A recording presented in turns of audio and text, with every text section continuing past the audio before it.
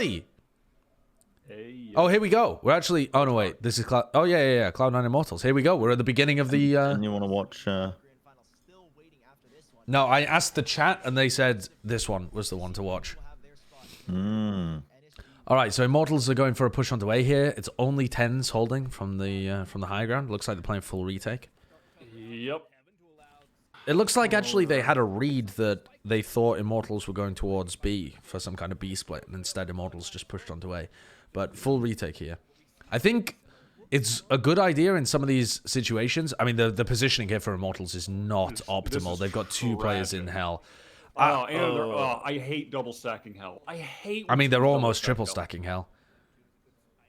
It would almost be a good idea in this situation to push short, to like push the door. Wow, those shock darts did insane damage.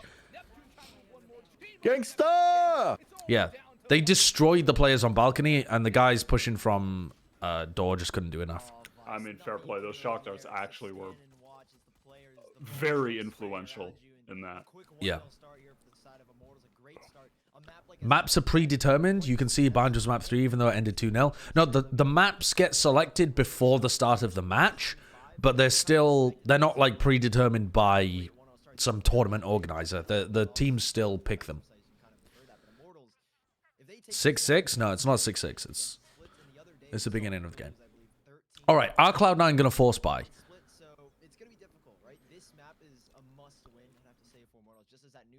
I can't tell based on their silhouettes, and we didn't see. No, it looks like Mitch has a ghost, so I don't think they're force buying here, but Cloud9 did force buy a lot against FaZe. Tenz just went for the early A. Look at this. Yeah, it looks like they've got... Look, it looks like another hard read, though, because they're playing Tenz either here or here, and the rest of their players are stacking up on market, looking like they're ready to counter some kind of B split. And instead, it's just Immortals slowly pressuring mid and A. So I think Cloud9 have some idea that Immortals during the ecos have tended towards B before. I can't remember whether that's true or not on Ascent. But it looks like they're trying to make some hard read that hasn't quite worked. Yeah. Fairly common. Just the old eco stack. Oh, here's the map vetoes for Cloud9 versus Immortals. Cloud9 banned Bind. Immortals picked Ascent. Immortals picked Ascent. Cloud9 picked Split. And Immortals won the coin flip to defend on Haven. That is about as shocking as a map pick decision you could have in this series, I think. Is Cloud9 picking Split.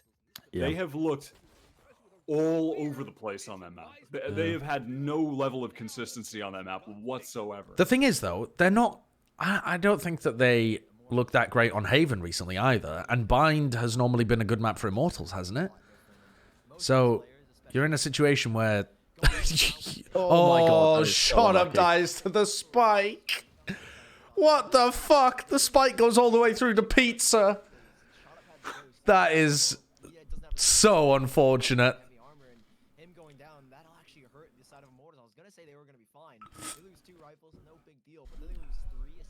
Yeah, they lose 3. What? Oh, they've paused. No, are they pausing? What are they doing? What are they buying? Oh, Gangster's gone for the Ares.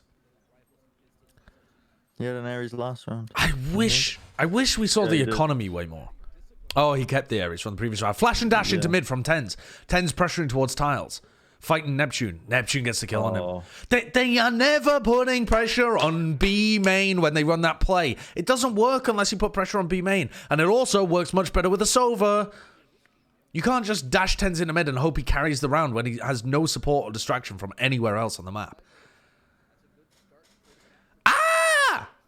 It's such a cool idea, but they're just fucking it up. Yeah. ShoT was trying to clear wine. Wow, Neptune is just finding the... What a great pick to find. Is he going to get another one? Oof. The push out of B main is good, though, because now they know that it's going to be an A hit here. Alarm bot. Needs to live, man. Oh, come on. Nice. Yeah. He didn't know exactly where he was. He just knew the rough area. He was baited by the alarm bot. I mean, he should have been more patient there, but he just thought he could get the kill. He just sprayed for a little too long. Yeah. I mean, he needs to get behind the wall. 2v3 retake. How much utility do they still have on the breach?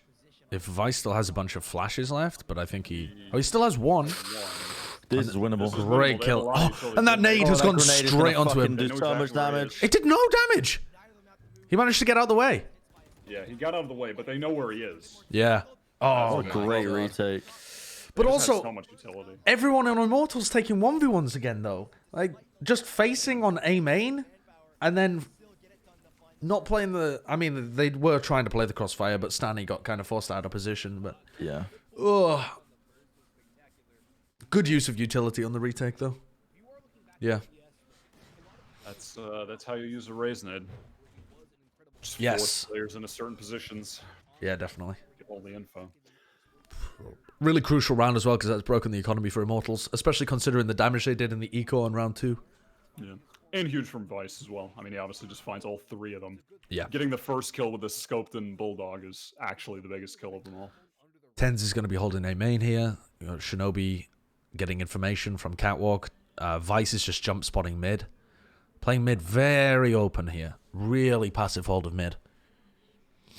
And I actually like that Relics and Mitch pushed out B main in that round, because it gave them all the information that they were going towards A. So hopefully they do that again in the future. Yeah, look, that's what Relics is using his bomb for. Just to try and get information in B. That's how they're mitigating the lack of Sova on defense, is by playing Relics over there and using his boombot to grab info.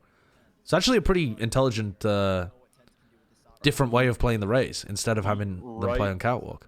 Except you're just... I don't know. I think you're just losing free info on other parts of the map than not having the Sova. Yeah, I mean, you can just but have info on 2 places. But it's...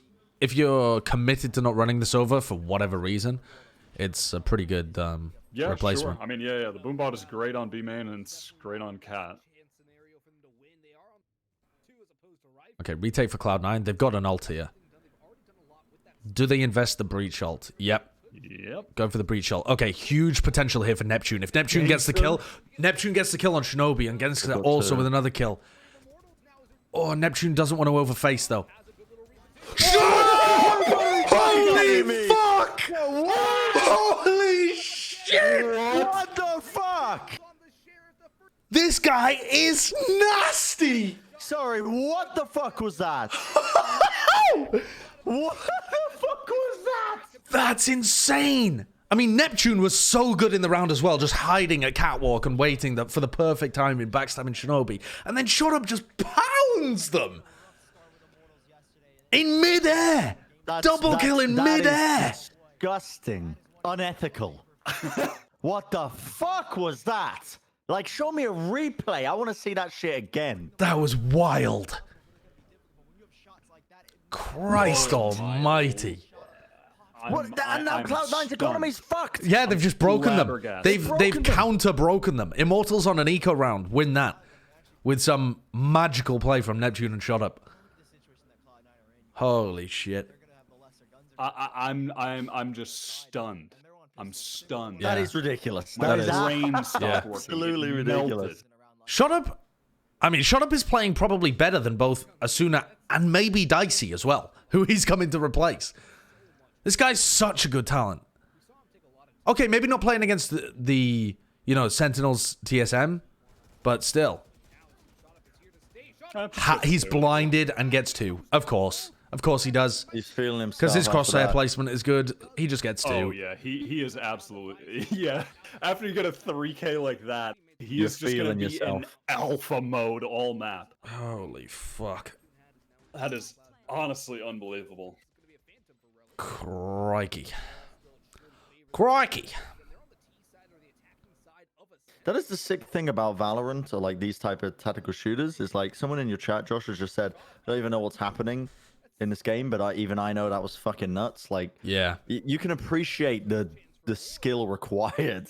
Exactly, yeah. If you know anything about FPS games, you can still tell when someone hits a nutty shot. Like, you don't have to know anything about the strategy in order to enjoy CS or Valorant, I feel. You can still enjoy people just running around hitting sick headshots.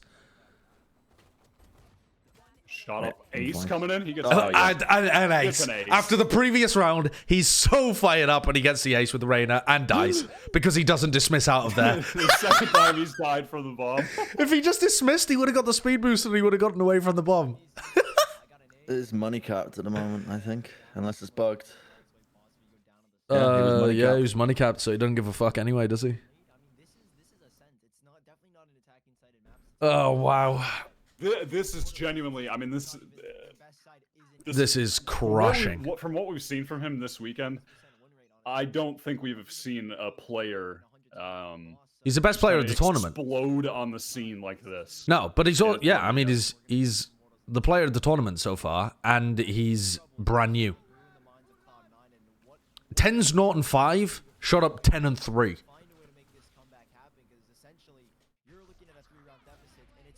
Nice shot from Relics. Yeah, that was. Ooh, JMO's putting pressure on him. Aggressive. I think that was a good idea though, to try and put pressure on him during the timing of him trying to take the next shot. Huge 1v1 in mid. Oh, great work from Tenz to be able to. Tenz again with a close range shot. Double op though. Yeah, when in doubt, double op. Yeah. I mean, that is such a commitment, but yeah, it works. I mean, if Cloud9 lost this round, they'd have been. I mean, they'd probably lose the whole map because they're just economy's screwed and they get demolished on the defense. But yeah, good round to win. Relics getting the op too is interesting. Absolutely. Yeah, normally it's Mitch. Not typical, it'd be Mitch, yeah.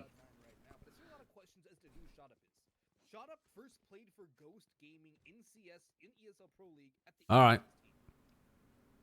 Cloud9 with some big ultimates here as well. The Killjoy ult is pretty huge for playing retake on A. I mean, I would expect Cloud9 to be playing retake A here. Maybe just with an AWP on back balcony. It actually looks like they want to play aggro in A main.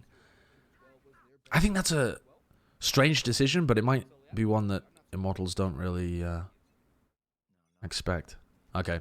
It's not going to find anyone anyway because Immortals are set up for a B push. Immortals were setting up for a lot of B pushes when we tuned into their previous game as well.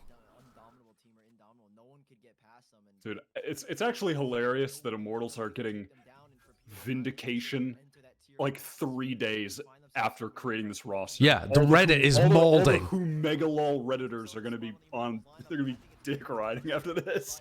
Like it just switched immediately. Yeah. Just pure Vindication for Immortals. Okay, Relics with a good kill onto ShoT up with his ultimate. And Stanny's just caught in no man's land. The Killjoy ult forces Gangster's position. They forced out 2 ultimates there, but they also gave Vice his ult as well. This Cloud9 composition also has big ults to work with. This is part of the other reason why I love running the Killjoy here. It's just, you run Killjoy and Breach, they are round-winning ultimates. And if you can rotate them effectively on defense, they're just crushing. Like, retake with Breach ult, it should be a win. Retake with Killjoy ult should be a win. And they're still such powerful agents themselves.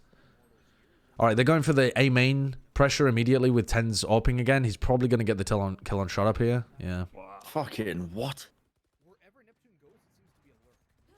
Yeah, Tenz is still really good. Yeah, he's as soon as they got the AWP into his hands, he's really heating up. I don't think the plan was bad in the previous round from Immortals, though. Going for a fast B hit, I think that makes sense. Find where Relics is on the map, try and overwhelm him, because he's less likely than Tenz is to produce magic with the AWP, and then make Tenz retake with the AWP. I think the plan is solid. They just got caught by Ray's ult and then Killjoy ult. But if they run that play again next round when they have rifles up, I think they probably get a bit of success from it. Alarm bot's going to spot Stanny here as he tries to creep in.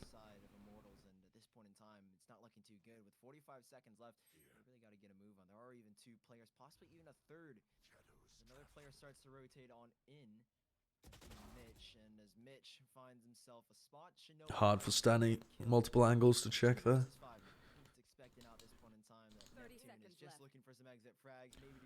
What's the predictions for Moon Raccoon and Box, by the way? Bren thinks Moon Raccoon's going to win. I'm inclined to agree. Like, if Moon Raccoons individually are popping off like that, I think they're probably going to win. They also... I think Anbox beat them in a BO1 in the qualifiers, but then lost the BO3 at the end. But the BO3 at the end was only for seeding, so it wasn't as important. They'd already qualified at that point. So I kind of disregarded the BO3, but maybe they beat were... them in a BO3. Who? The upper bracket final to qualify. Yeah, Moon Raccoons won, right? No, it was a BO3 that Anbox won. They both won BO3s against each other. Oh, right. Oh, I see. Right.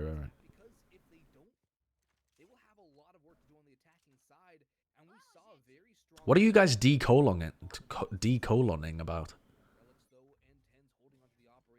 Oh, there was $400 as well? Yeah.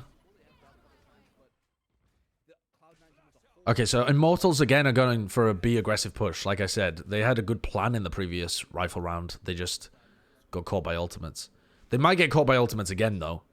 I mean, they've still got Breach ult, and they actually have Vice playing deep on the site here, too. So, if Vice... Good Nice kill from Neptune. That's huge. That's actually opened up the A side. They could start rotating away from B here. Yeah, they have a lot of time to work with. Yeah. If they get information, because Vice is in a crushing position. If they fast hit B and Vice just pops his ultimate, it's going to be devastating for Immortals. Shinobi is getting some great info here, though. He TPs past the tripwire, and he's all the way lurked up through A main. Yeah. Gelato. And they go for the... Oh, they go for the ult, but early. They go for the ult early, and it catches nothing. So unless Vice comes up huge here with his rifling, they've kind of lost their ace up the sleeve. Oh, he gets one. Relics. Great work by Relics as well. Oh, they beefed. I mean, they didn't have any map control. Immortals got the really nice lurk kill from Neptune, but they didn't actually clear out the rest of the site. They didn't go back at all. They just re-hit on A, so... Okay, good work from Cloud9. I think Immortals are attack opping a little bit too much. I'd like to see them just focus a little bit more on the rifling. Yeah. Yeah, just have JMO make space for shot up. You open up mid like that by getting that kill onto Tenz, and I don't know. I feel like they were so committed when they had like 50 seconds left. Yeah. B main. Go spread out around the map a bit more, you mean? Yeah, Go yeah. Work mid a bit? I definitely agree. It certainly seems like they could have done more of a split onto B, right? Yeah, at the very least.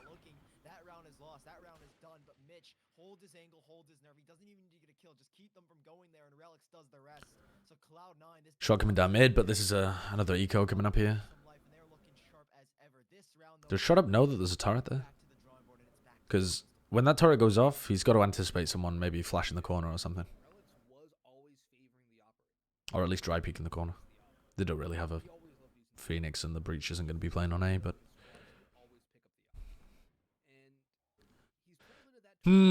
Tough situation for Immortals to be in. Okay, what?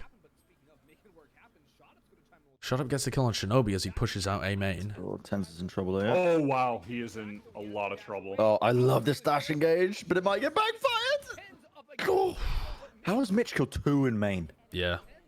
Oh, that was... Oh, He's just rolled the people. Yeah, Mitch just was anchoring the site, killed Shot Up in main, and then killed the people that were pushing grass behind JMO.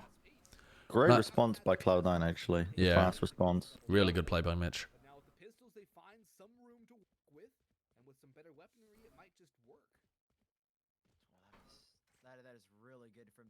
Macandam, yeah, you missed a ridiculous play by Shot Up, actually. The thrifty win of the tournament.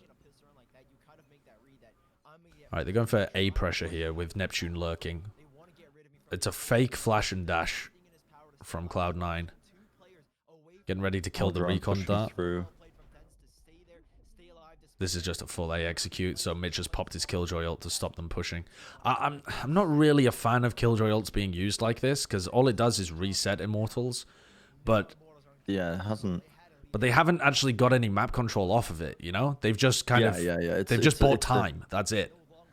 It's kind of a waste, actually, if your Killjoy ult is only getting you time. Oh, but look at Mitch's repositioning, though. He's used the Killjoy ult to reposition into Wine. So this could be really good here. Suspect this. I don't think they'll suspect this. This could be a really good play from Mitch. I mean... He needs to get good timing off, though. Because of the 4 of them, he's going to get traded out. Yeah. Yeah, he has to play it's not very like he's playing patient. it's not like he's the spider where It you can looks- blind them. It looks like they really aren't expecting. Yeah, they have no Yeah, idea. they have no fucking idea. Great timing. Yeah, Great fantastic. timing. Really great play from Mitch. Mitch looked like he was doing well with the Killjoy agent in the previous tournament, and now he looks like he's playing it much more creatively. I mean, it is a total waste to use your Killjoy like that unless you reposition into a position where you're unexpected. Yeah. That's really nice play from Mitch. Big brain time. Once the sort of magic has faded from the initial round. Triple op? Struggling. Final round triple op? I wouldn't be surprised if no. he's dropped. Oh wait. Next to himself. Yeah, probably He's going for an early op peek, and he has the rifle in cat.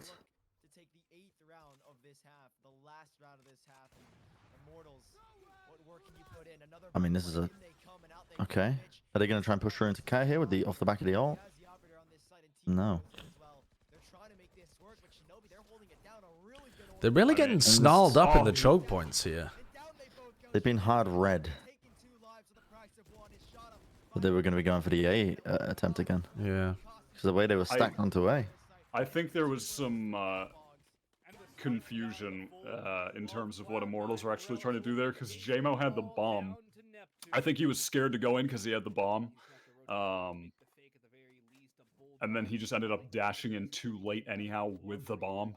Yeah. It was just, the spike. And I think that there was some confusion in the Immortals communication there. The Killjoy utility is also like when you put down the molly on A main, you just break the timing of the burst execute that they want to do. Sure. Killjoy is so good on Ascent.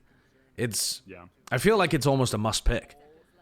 You get enormous value out of it on attack and defense. Wow, A4, huge heart from Cloud9. As soon as they got ops, they were crushing. Good opping from Relics. I mean, you never really see him pick it up. No. This entire half, to Good be opping, fair. Yeah. Really nice play from Cloud9 in the second half. Yo! LJI Seeb, thanks for the prime. A crew kiss. Sorry for dono walling you 27 minutes ago. Where do you think Brazilian teams stack up against these teams? I think the Brazilian teams would be at least the top 5 Brazilian teams. So I'm talking Gamelanders, NoOrg 2.0, Fusion Fraggers, Vimdolol, FazeKin, something like that. Like those top 5 teams and maybe Team 1, would be at least on these guys' level. I think some of them would be better than these NA teams. I think their fragging is incredibly good, and I think that fast cap push, like NoOrg 2.0 and Gamelanders and Fusion Fraggers, the top 3 teams are probably better than a lot of these NA teams. Oh, Neptune. That's unfortunate. They're trading out effectively. Ashton MD, thank you for the tier 1. I've been watching a lot of Brazilian Valorant, Flotsam. A lot of Brazilian Valorant. It's a really fun scene to watch. They're going to have Recon Arrow for this? Yeah, Recon Arrow into the push. Should be a pretty clinical take unless Tenz pops the fuck off! Fucking hell, man. Oh my god. No! Stanny! Oh my god, what a beef! Oh, but also beautiful timing with Tenz's like jiggle peeking. He's so good at just baiting out shots and then pushing him when he's reloading. It's so good. God, Tenz is such a fucking freak of a player.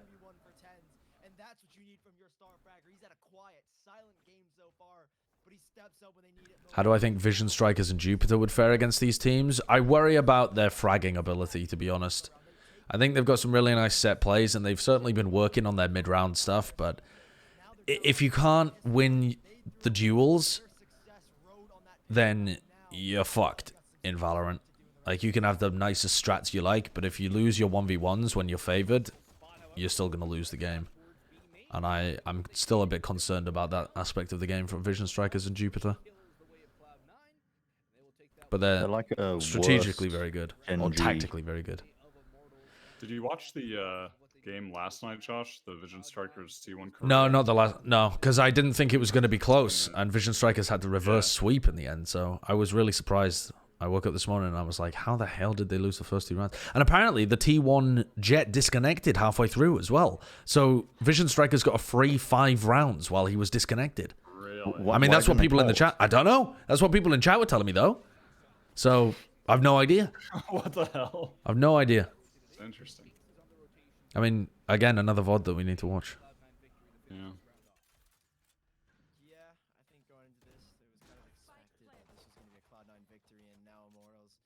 Mitch with a nice turret placement as well for the post plant. Look at Mitch's turret here. It just helps them so much as they fight off the retake. Molly towards door as well. And Mitch has improved his Killjoy play so much, and he was already pretty good at it. Like, he was already one of the better Killjoys, and he has just gotten more and more creative with the utility placement. I love that from Mitch. So much that he's so much more value that he's getting out of the agent on attack specifically. According to the tournament rules, they had to play 5 rounds as a 4v5, and they won 1 of them. Why wouldn't they just pause and wait for the guy to get back? I don't understand that. That's in the rules? Fuck knows, man. No idea. Okay. Who's the best kill? Oh, they paused, but it took too long. Oh, I see. Okay. I was gonna say that's a wild rule. Yeah. Someone DCs you have to play, but only 5 rounds. A Cloud9 a tier 1 team? Yes. In North America, Cloud9 would be considered, I mean, probably the 3rd best behind Sentinels and TSM. Yeah, you'd have to. But they're also pretty inconsistent. And they try out a lot of weird compositions, so this is still pretty impressive from them. Nice. There we go. Good defense, good angles held by Immortals. Yeah. Still possible that Immortals can come back into this.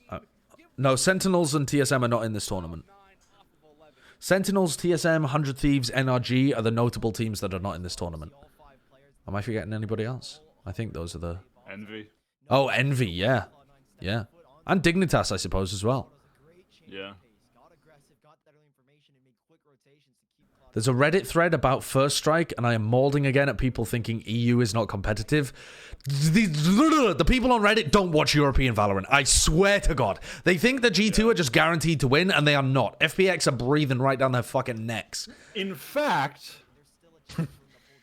If only there was, I don't know, some sort of video with, I don't know, maybe like 2 talking heads, one with more hair than the other person, discussing FPX, the second best team that are very competitive with G2 FPX. If only in fact, Wyatt, one of them had got drunk on wine and rambled for way too long, and so the video was a literal hour just cooming over FPX. If only that video existed online. See, that's the thing, right? Specifically, I'd like to see a video where 2 mid-20s guys coom over a professional team in an esport for 54 minutes straight. While slowly getting more and more drunk, rambling away. Holy shit! That spray control from ShoT Up is nasty. Almighty! Holy Christ! I mean, that's like... That's so crisp. So crisp. I like the commentary there as well. Fuck me. Yeah, that's crazy. Dude, I like Sully. Yeah, Sully is good. I think Sully definitely deserves a chance to get a tier 1 tournament in terms of casting. He's one of the Valorant casters that I've been impressed with. Like the others, you know, there's a lot of people in the Valorant scene that are just like, okay. But Sully has potential to be good. Oh yeah, but anyway, so that video, it's on the Platchhead Valorant YouTube channel. It just went live today, right? Yeah. It did actually, yeah. I say like, oh, it just went live today, right? Like as if I don't know, except I retweeted it like an hour ago. So I do know for sure. But I'm gonna pretend like, ooh.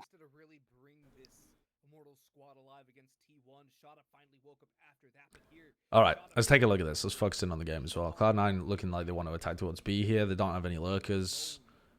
This cam is really good, actually, but I don't think they saw Relix's tippy toes there. Okay, now they did. They know that this is a push. These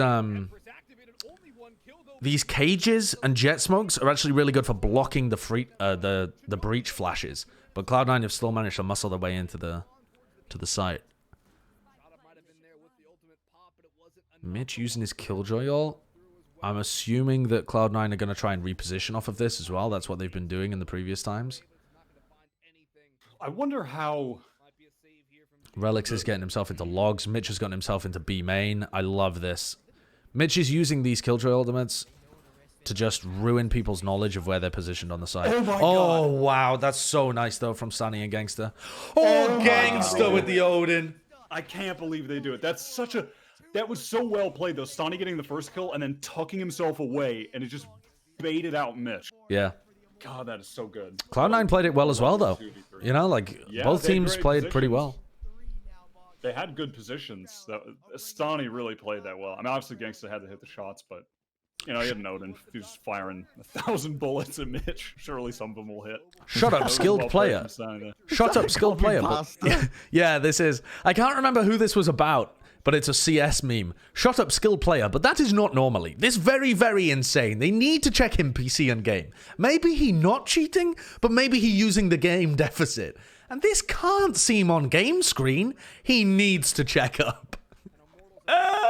Oh, it was originally Zaiwu, right? That makes a lot of sense.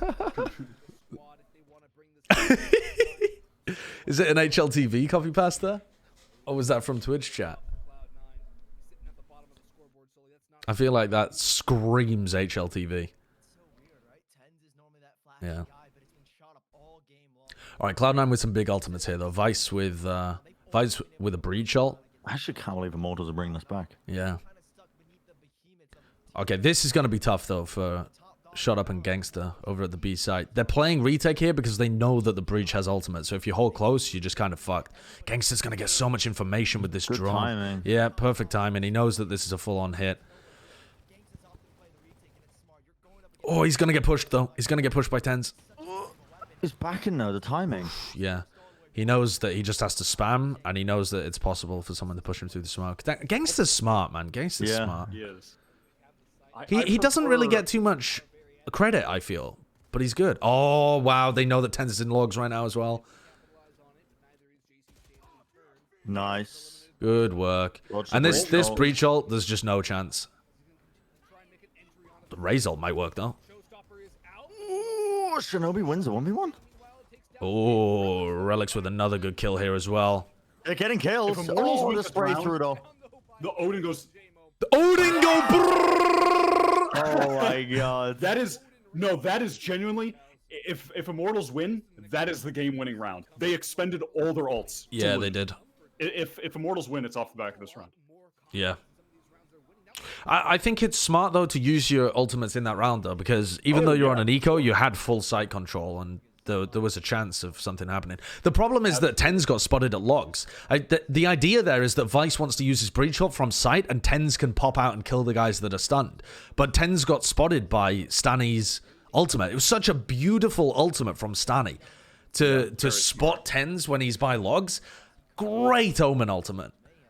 I am fine with everything that the teams did in that round. Yeah. I think that they had to use their ults. If you win an eco, it's enormous for them. But yeah, obviously. Gangster's fucking on people as they commit to B. I mean, he's always in the perfect position with the Odin. Spraying. He's very intelligent.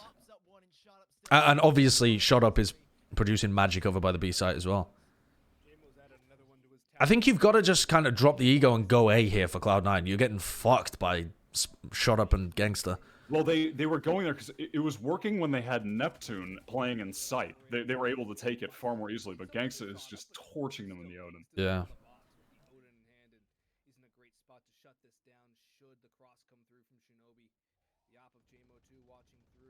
Vice is so weak. Gets Nice caught. flick. Shinobi did a good job at killing Gangster here, but he's in a 1v3. There's just no chance. Yeah. Oh, wow. Winning out with a ghost. With a ghost? Okay. God, the disrespect. I think as well, give this Immortals team a little bit of time. I mean, I still think JMO has a lot of potential. They might be better than the old Immortals.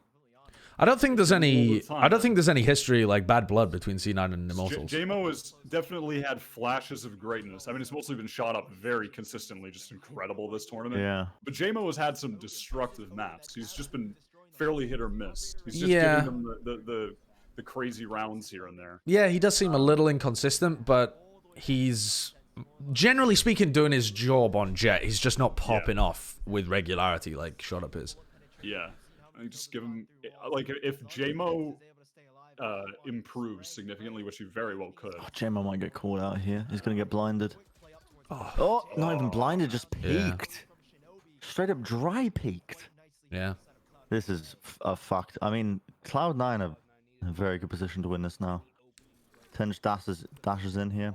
Shot Up is in a, or not Shot Up, sorry. Neptune is in a scary position. They're playing. He is, yeah. I mean, if they come through grass and main at the same time, he is just going to get wrecked. Yeah, I mean the thing is that they're still on an eco round though, so it's still super winnable that he could just spray two of them down. It's not, the suicide angle isn't great, especially when they know where he is, but this is not a terrible situation. situation.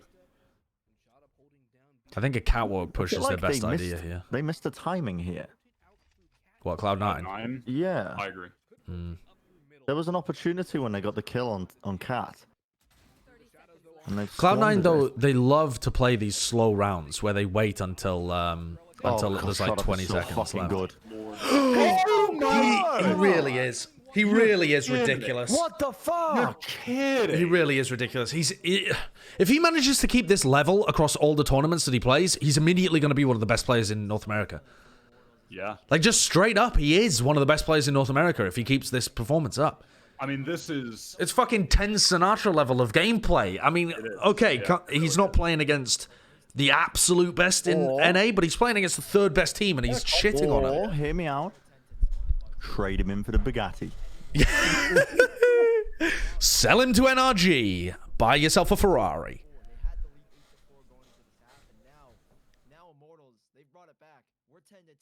What a great pickup.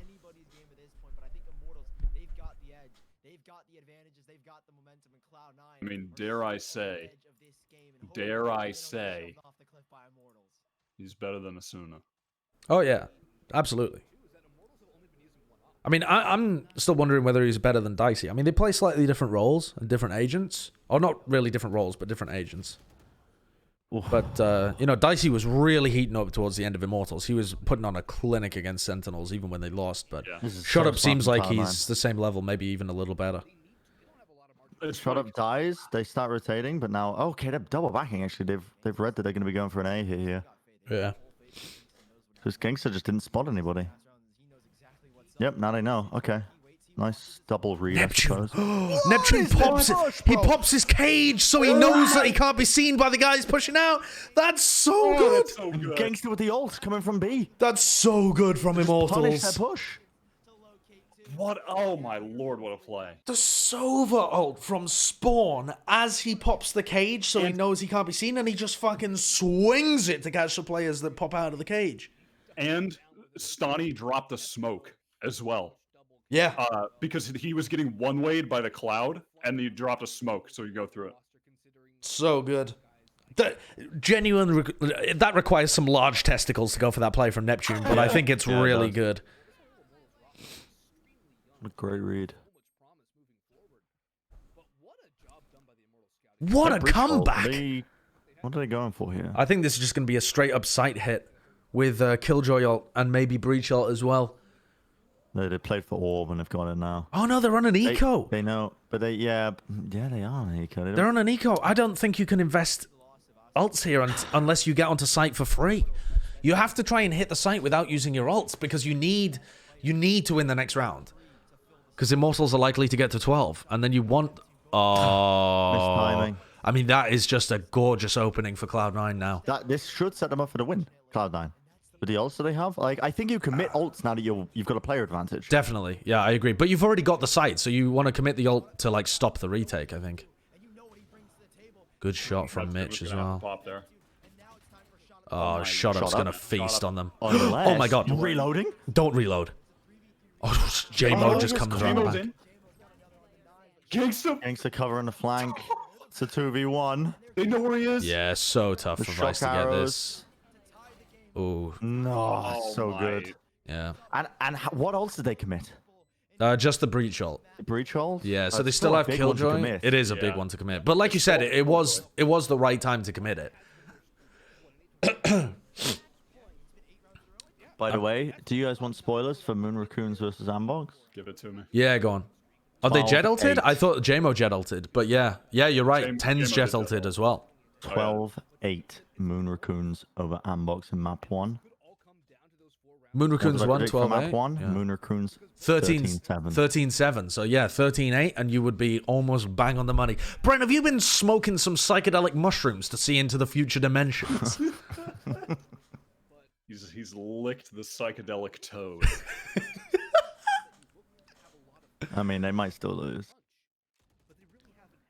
Immortals with Neptune in wine. Mitch has placed his turret there to try and see anybody pushing out of A main.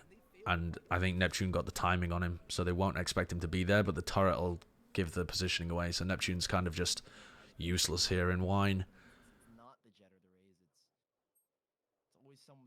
Catwalk pressure here, perhaps, from Cloud9. Looking to try and use... Oh, they might go for the Mitch ult in mid. They sometimes use Killjoy ult in Pizza to be able to open up tree and grass. Maybe they go for that.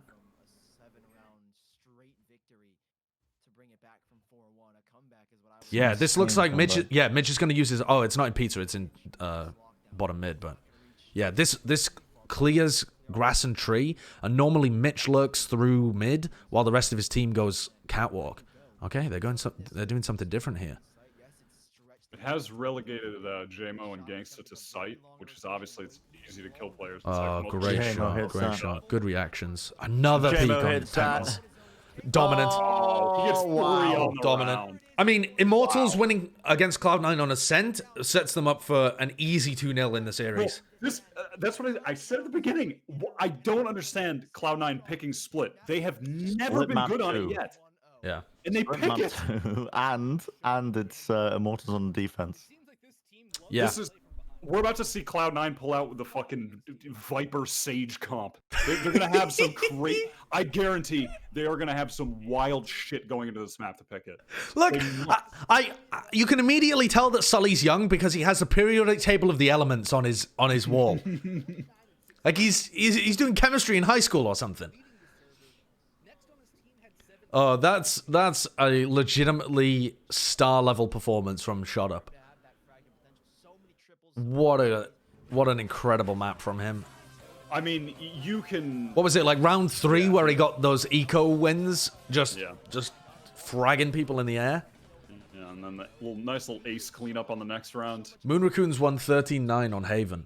Temperature and Alexander carrying. Wow. Huge. Yeah, big Huge. temperature. C Neutral, thank you for the Twitch Prime. Thank you for the 4 months. Appreciate it. All right, let's take a look at what the what was the ADR here as well. Good question. Oops, on the wrong one. Shot up 298. What? 37% headshot percentage. Oh my god, the boy is a freak. I mean, you could tell that he was playing well, but 300 ADR? Someone check his mouse. 200 is crazy. 300 is abnormal. Absolutely Someone check his mouse. ridiculous performance. That's insane. That That's is not normal. normally. That is insane. This is very, very insane. This is very, very insane. They need to check him PC and game. Is ShoT the best pro playing Reyna? If he manages to keep up this performance in future tournaments, the answer is just yes. I mean, his rifling skill It's so good. is truly S tier. Yeah. I mean, the aim, the spray transfer, the just shots that he's hitting vertically as well as horizontally, it's all there. Yeah, his aim is absolutely at the highest level you can get That's in the game right now. bonkers good. That's so fucking good from ShoT. Holy shit. I mean, it was also a really good map from Gangster holding down the B site and JMO just delivering them op picks. JMO on the op actually did his job over the course of this whole map, and Gangster just locked down that B site. But Neptune then had some good moments as well. Yeah, yeah. Really good. Really good gameplay there from Immortals coming back from... What even was that? Was that like 10-5 or something? 10-4. They came back from 10-4. Oh, what is the Twitch link? I'm watching it on YouTube. Oh, it's on YouTube. What is it on YouTube? Wow. Yeah, but what is the what is the tournament called? Conquest. Is this Johnny? Conquest NA Finals. Here we go.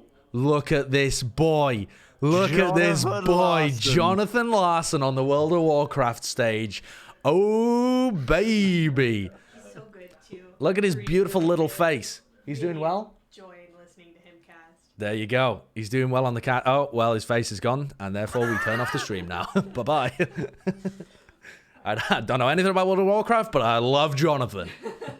I love WoW, and I love Johnny. Nice. So it's like, perfect Venn diagram. Yeah.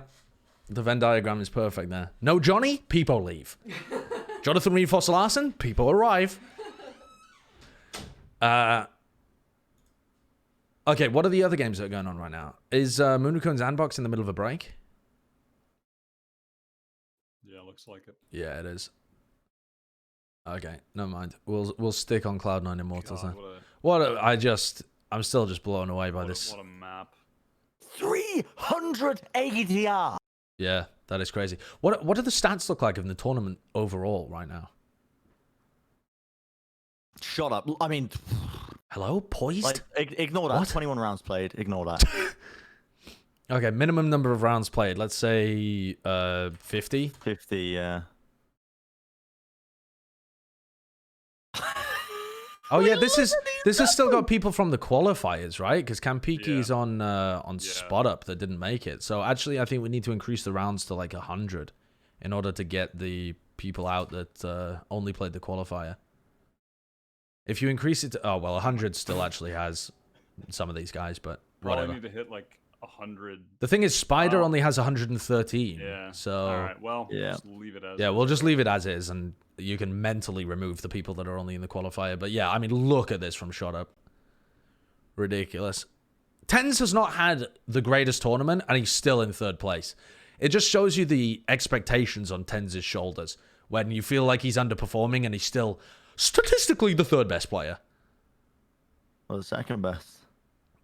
Oh yeah, the second best because Kampiki didn't make it to the tournament proper. Yeah. Look at Android though. Yeah, Android is so close behind him. I mean, Higher Android, KD. higher ADR. Higher KPR kills as per well. round. I mean, if you order it, what the fuck just happened there? Order if you order by ADR instead of the kills If you per order round. it by any other metric, Android's ahead of him. Yeah. ShoT is just a beasting, though. I can easily see a future Beasting. where ShoT is. It's kind of interesting. I can see a future where like ShoT basically replaces Dicey in Impact on the roster, and JMO replaces Asuna in Impact on the roster. Yeah, definitely. That's what it feels like. Yeah, but it's the opposite roles, right? Yeah. It's pretty funny. They've got a Jet that just does their job. The thing is, though, Jet has been nerfed, so that kind of that's almost better moving forwards to the future. Because these like star Jet players like Tenz and Wardell were expecting to drop off a little bit from their god level performances. So I think you could say the same about Dicey as well.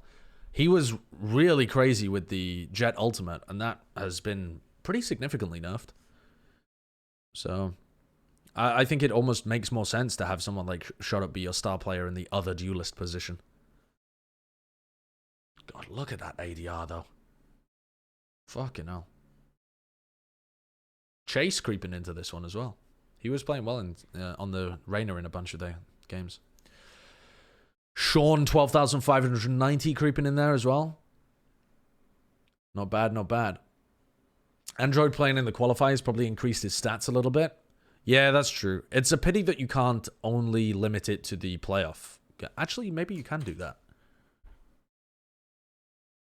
No. Oh, no, you can. Yeah, you can. You can limit it to only the playoffs. Okay, so now it's dumb to have a minimum number of rounds. Okay, here we go. This is only the stats from the playoffs. And now, I mean, that makes a huge difference, actually. What? That makes a huge difference if you only... Oh, wait, no, because we also want the group stage as well. Is there a main event? Ah, for fuck's sake. No, you can only have the playoffs or the group stage. Really? Yeah, you can't have both combined together. That kind of sucks. Wait, what is the sub-stage? Oh. Yeah, sub-stage is just like getting even more specific. Ah, that's annoying, actually. I would like to see group stage and playoffs, but without the qualifier. I hope they add that as a function in the future. Because, yeah, I thought this was group stage as well, and then I was like, how did Tenz's stats get worse? He didn't play in the qualifier. So, yeah, this doesn't really make sense anymore. Yeah, this it's hard to get the stats that we want, so never mind. Just check both and average them. That doesn't make sense, though, Tommy, because there are more games in the group stage, so the time played is not the same. So you would have to weight the averages. And that is not something I'm willing to do right now. I kind of want to see the overall stats on... Wait, what happened to the other 12,589 Shawns? They were destroyed to make Sean 12,590. Fucking hell. I'm interested in seeing the overall T1 stats. Like who was performing on T1. Yeah. That's the other thing, actually, that I'm not a great fan of from VLR.gg is that when you look at the team, it doesn't give you a stat breakdown of the players. If you go to the stats page, it just gives you a breakdown of the maps, right? So you have to kind of go individually through each player, and then that doesn't really tell you anything about a specific tournament. So instead, you have to go back to the tournament, and you have to try and just manually look through to try and find the players on T1. Skadoodle is clearly standing out. And then it's Spider. And then... Actually crazy to see Skadoodle with a .92 KPR. Yeah, he's playing so much better. I mean... Brax is the third T1 player, and he's all the way down there. Yeah. Then Dazed. And then AZK at the bottom. But AZK is playing really well. He's just playing a very supportive style. So I don't think AZK is actually playing badly, even though he's at the bottom statistically. Use spike.gg. I would, but I can't be bothered. I've always used VLR.gg. I've always used over.gg and tf.tv in the past, so... We support... No, we stan Enigma. Also, do you know who runs spike.gg? It's fucking... Artur Minikov. Yes, Artur Minikov. The mental bastard himself. Yeah. He is a fucking human. Yeah. We've hung out with him a bunch of times, and he is just insane. I mean, he's fun, but he's insane. I like Enigma. Yes, Enigma's a lovely bloke. Too. Did you see the new North American Spike.gg rankings? They're a joke. Yeah, I mean, the Spike.gg rankings are all over the place, but that's because they're trying to combine different regions without weighting the regions, and you can't do that. It's just, you will always end up with something ridiculous. And then the NA rankings as well, because there haven't been tournaments in a while, they're all messed up too. I quite like the formula that VLR have come up with, but rankings based on stats will almost always be wrong, because they rely on a person to create the algorithm in the first place, so it's pretty similar to just an expert making their rankings, except you can't adjust based on context. Like, A statistician has come up with the algorithm, and so they have decided what's important, exactly the same as when an expert makes their rankings. They just can't adjust it based on context. So I think that stats-based rankings are almost always worse than expert rankings. How did the guy on the right not green screen a periodic table behind him? Oh, yeah, man. If Boggs had just turned his background into a periodic table, this would be perfect.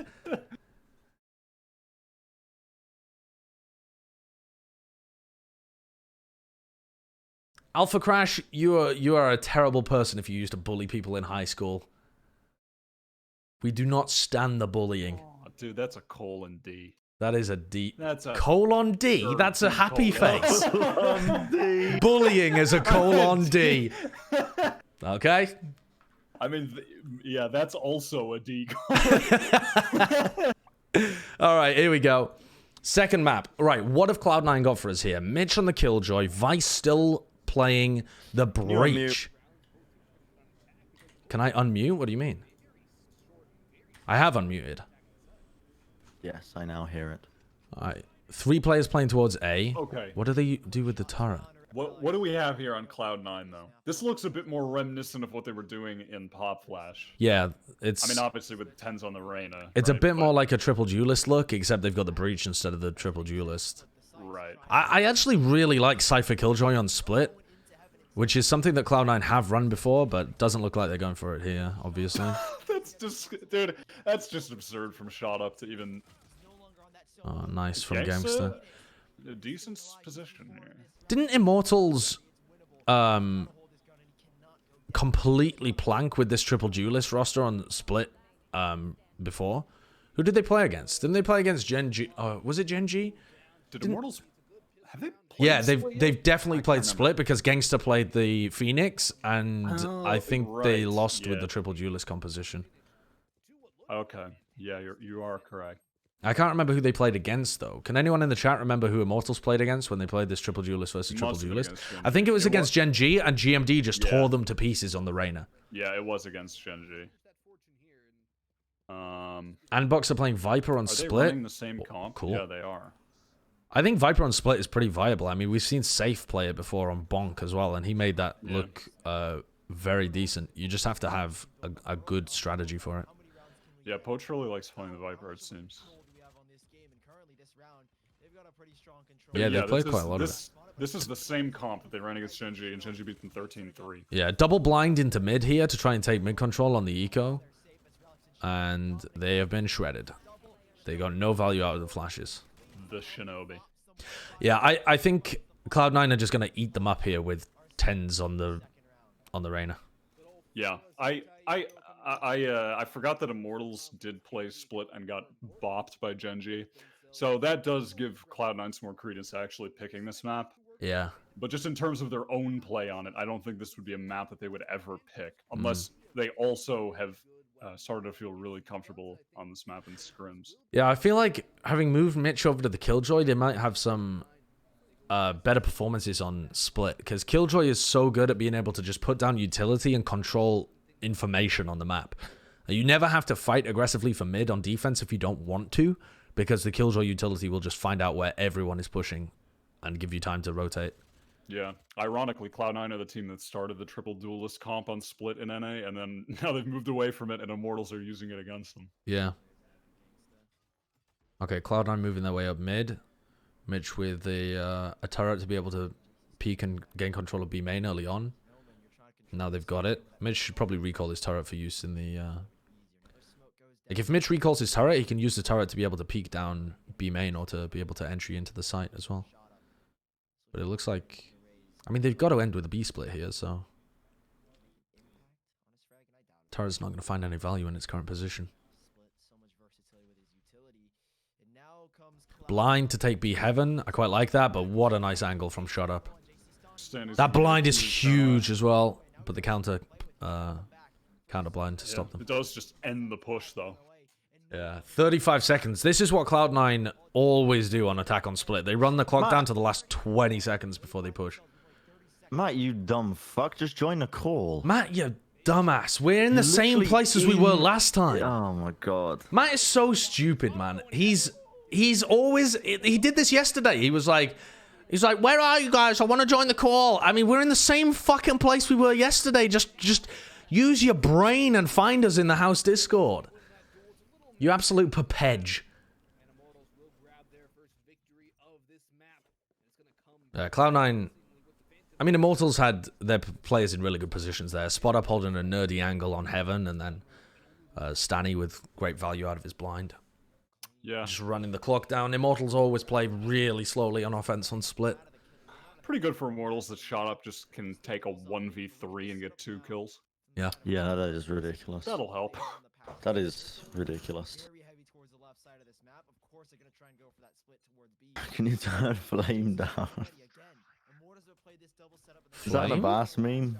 Oh, yeah. Must be right. The Fladge. I love the Fladge emote. Bro, who are you talking about in chat that is sleeping on shot up? We've been sucking them all stream. People are ridiculous. They love... Who the fuck are you I mean, talking to? They love to... Really? I don't know. You're making shit up in your own head. We've been talking about how good he is for days. Fucking hell. We legitimately said that if he keeps this up, he's going to be dead. I think Cloud9's going to eat them up with Tenz. Oh my god. Literally commenting about... Okay, the reason that we're saying that is because Immortals planked 13-3 against Gen G because they just got battered by GMD on the Reyna, and Tenz is much better on the Reyna. So Immortals' composition on this map seems to struggle against duelists that play against them, because ShoT is in more passive positions and can't just dominate the map because he's not playing the Reyna himself. He's not just playing an aggro position, he's playing the Raze, which is about area control. So they're not just... It's not just a fucking battle between ShoT and Tenz. It's also 3 rounds in.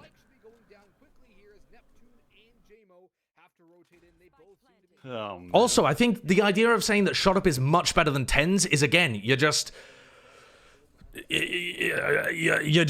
mental. I mean, ShoT is incredible, but to say that he's much better than Tenz after 1 tournament is a ridiculous statement.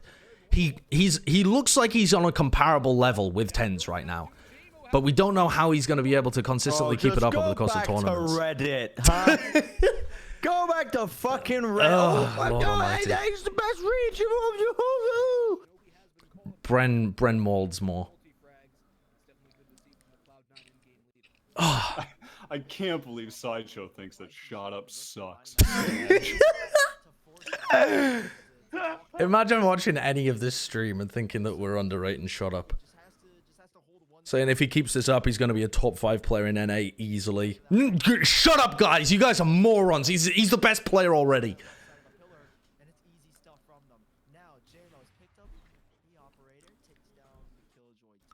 It's the tier 2 CS MDL fans who are coming out in droves. It actually is, yeah. Out of the woods. Yeah, because they know that ShoT's really good because he's been pounding people in MDL while not having... Unfortunately, they come from tier 2 NACS, so we can't take their opinion seriously. Oh, really nice position from Neptune. Oh, he's going to commit to this as well. JMO. Oh, JMO's AWPing as Shinobi nearly got the kill on him in elbow. Risky commit of the teleport to Shinobi, but now this is a somewhat winnable position for them. Neptune has been very consistent for them. I am impressed. I'm impressed by all 3 of their pickups here. Yeah. Oof. Fucking hell. ShoT is absurd.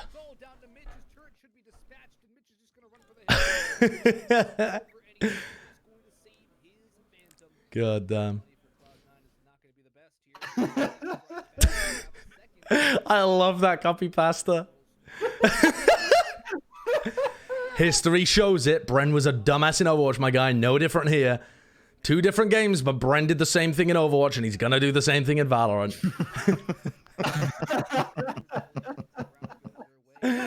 Oh, that's so good. Oh my god. Dude, people who say my guy unironically fucking here's a one-way trip to the island. Just see ya. It's always passive-aggressive North American people that say it. My guy. Yeah. It's a very CS thing as well. Oh, look at JMO on this angle. Ooh. Bro, CS was a mistake. Nice fast peek, though. Shot up. This was something that Shot Up was doing a lot in the game against Gen G as well, was that he was aggressively peeking out of mailroom to challenge mid when he didn't have anyone backing him and doesn't have any like flashes or anything to peek off of. He's just peeking off of like his boom bot in mid, and he was getting punished a lot by Gen G because they had multiple players there. Oh, Neptune. That was potentially a bad idea with the cage, but he gets away with it. Neptune is locking down ramp. He is, yeah.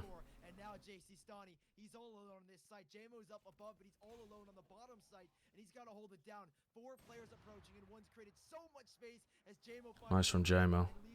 Is Mitch going to be able to find Stanny here? Oh, wow, the double peek as well with Stanny and Gangster.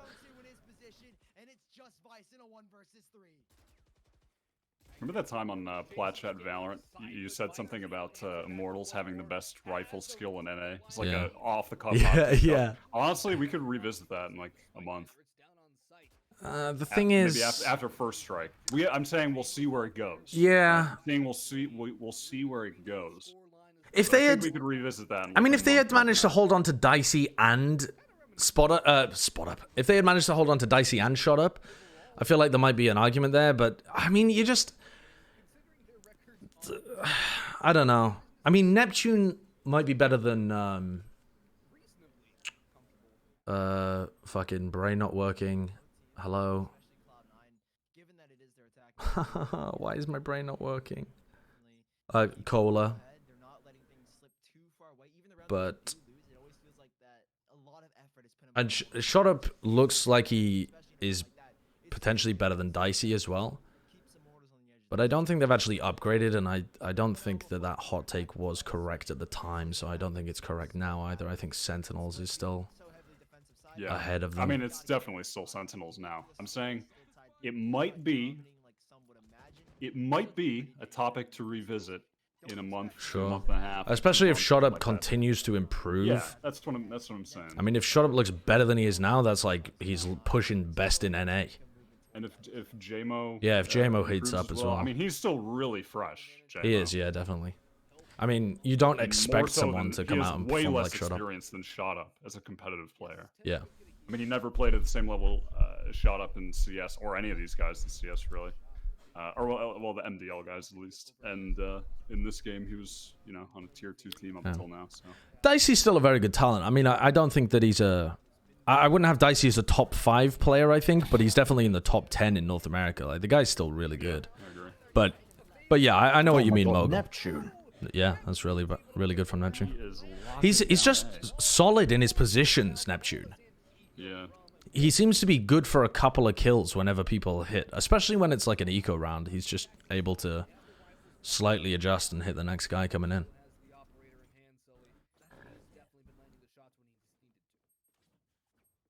Three rounds early on is still pretty decent for Cloud9, but they definitely need to convert a bit more. They have Killjoy ult here. Are they going to go for an execute onto B?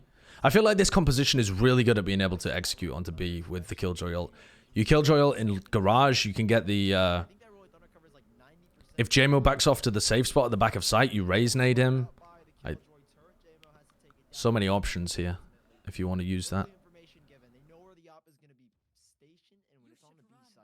Oh, what is this? This just gets B heaven control. I don't like this. I was wondering whether people would use Killjoy ult like this, and Mitch has tried to use it a bit like this in Ascent as well, but it just doesn't work. Because, okay, Shot Up's detained, but you can't push him because the guys in the site still have their guns out, so they can cover him as he retreats. I think this is just a bad Killjoy ult usage compared to using it in Garage to take the site. Not a fan. Yeah, I agree. Oh my god, Stanny's hitting his shots as well. Nice crosshair placement from Stanny, though. He's expecting the blast pack jump. I mean, I don't understand what Relics is trying to achieve by using his ult there in a 1v5. Fuck knows. Is he going to get 5 of them? Yeah.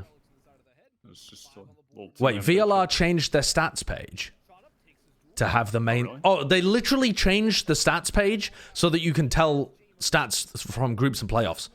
Oh, nice. They literally changed it as we were They're talking about watching. it. They're literally watching and programming live. At Enigma? I mean, it might not be Enigma. Normally, it is Enigma who codes all the stuff on the site, actually, isn't it? I don't know whether they brought anybody else on to do the back end, but yeah, this is why we stand. Enigma is a goddamn miracle worker. He's so good at implementing good improvements to the site over time.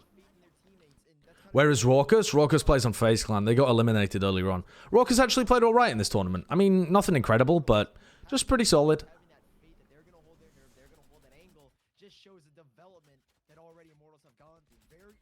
Yeah, FaZe had a good showing.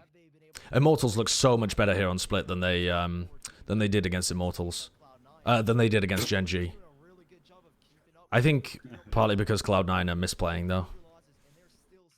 Split is always one of Gen G's better maps. And one of Cloud9's worst. Yep. So I mean, even if... Yeah, I mean, we'll revisit it at the end. Yeah. After seeing if Cloud9 manages to win or lose. Still not a bad... I mean, 5-3, not a bad open on Split Attack. No, It's but the respectable. problem is that Cloud9 have not won any of the rifle rounds, right? They've got their 3 rounds because they won pistol in the follow-up. And then they've got 1 round after that, so... I mean, I it's think not what's replicable.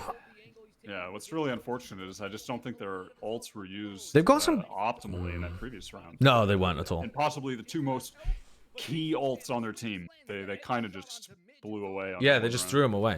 I mean, Vice still has his Breach ultimate to be able to work with in this next rifle round coming up, but they haven't shown anything particularly promising.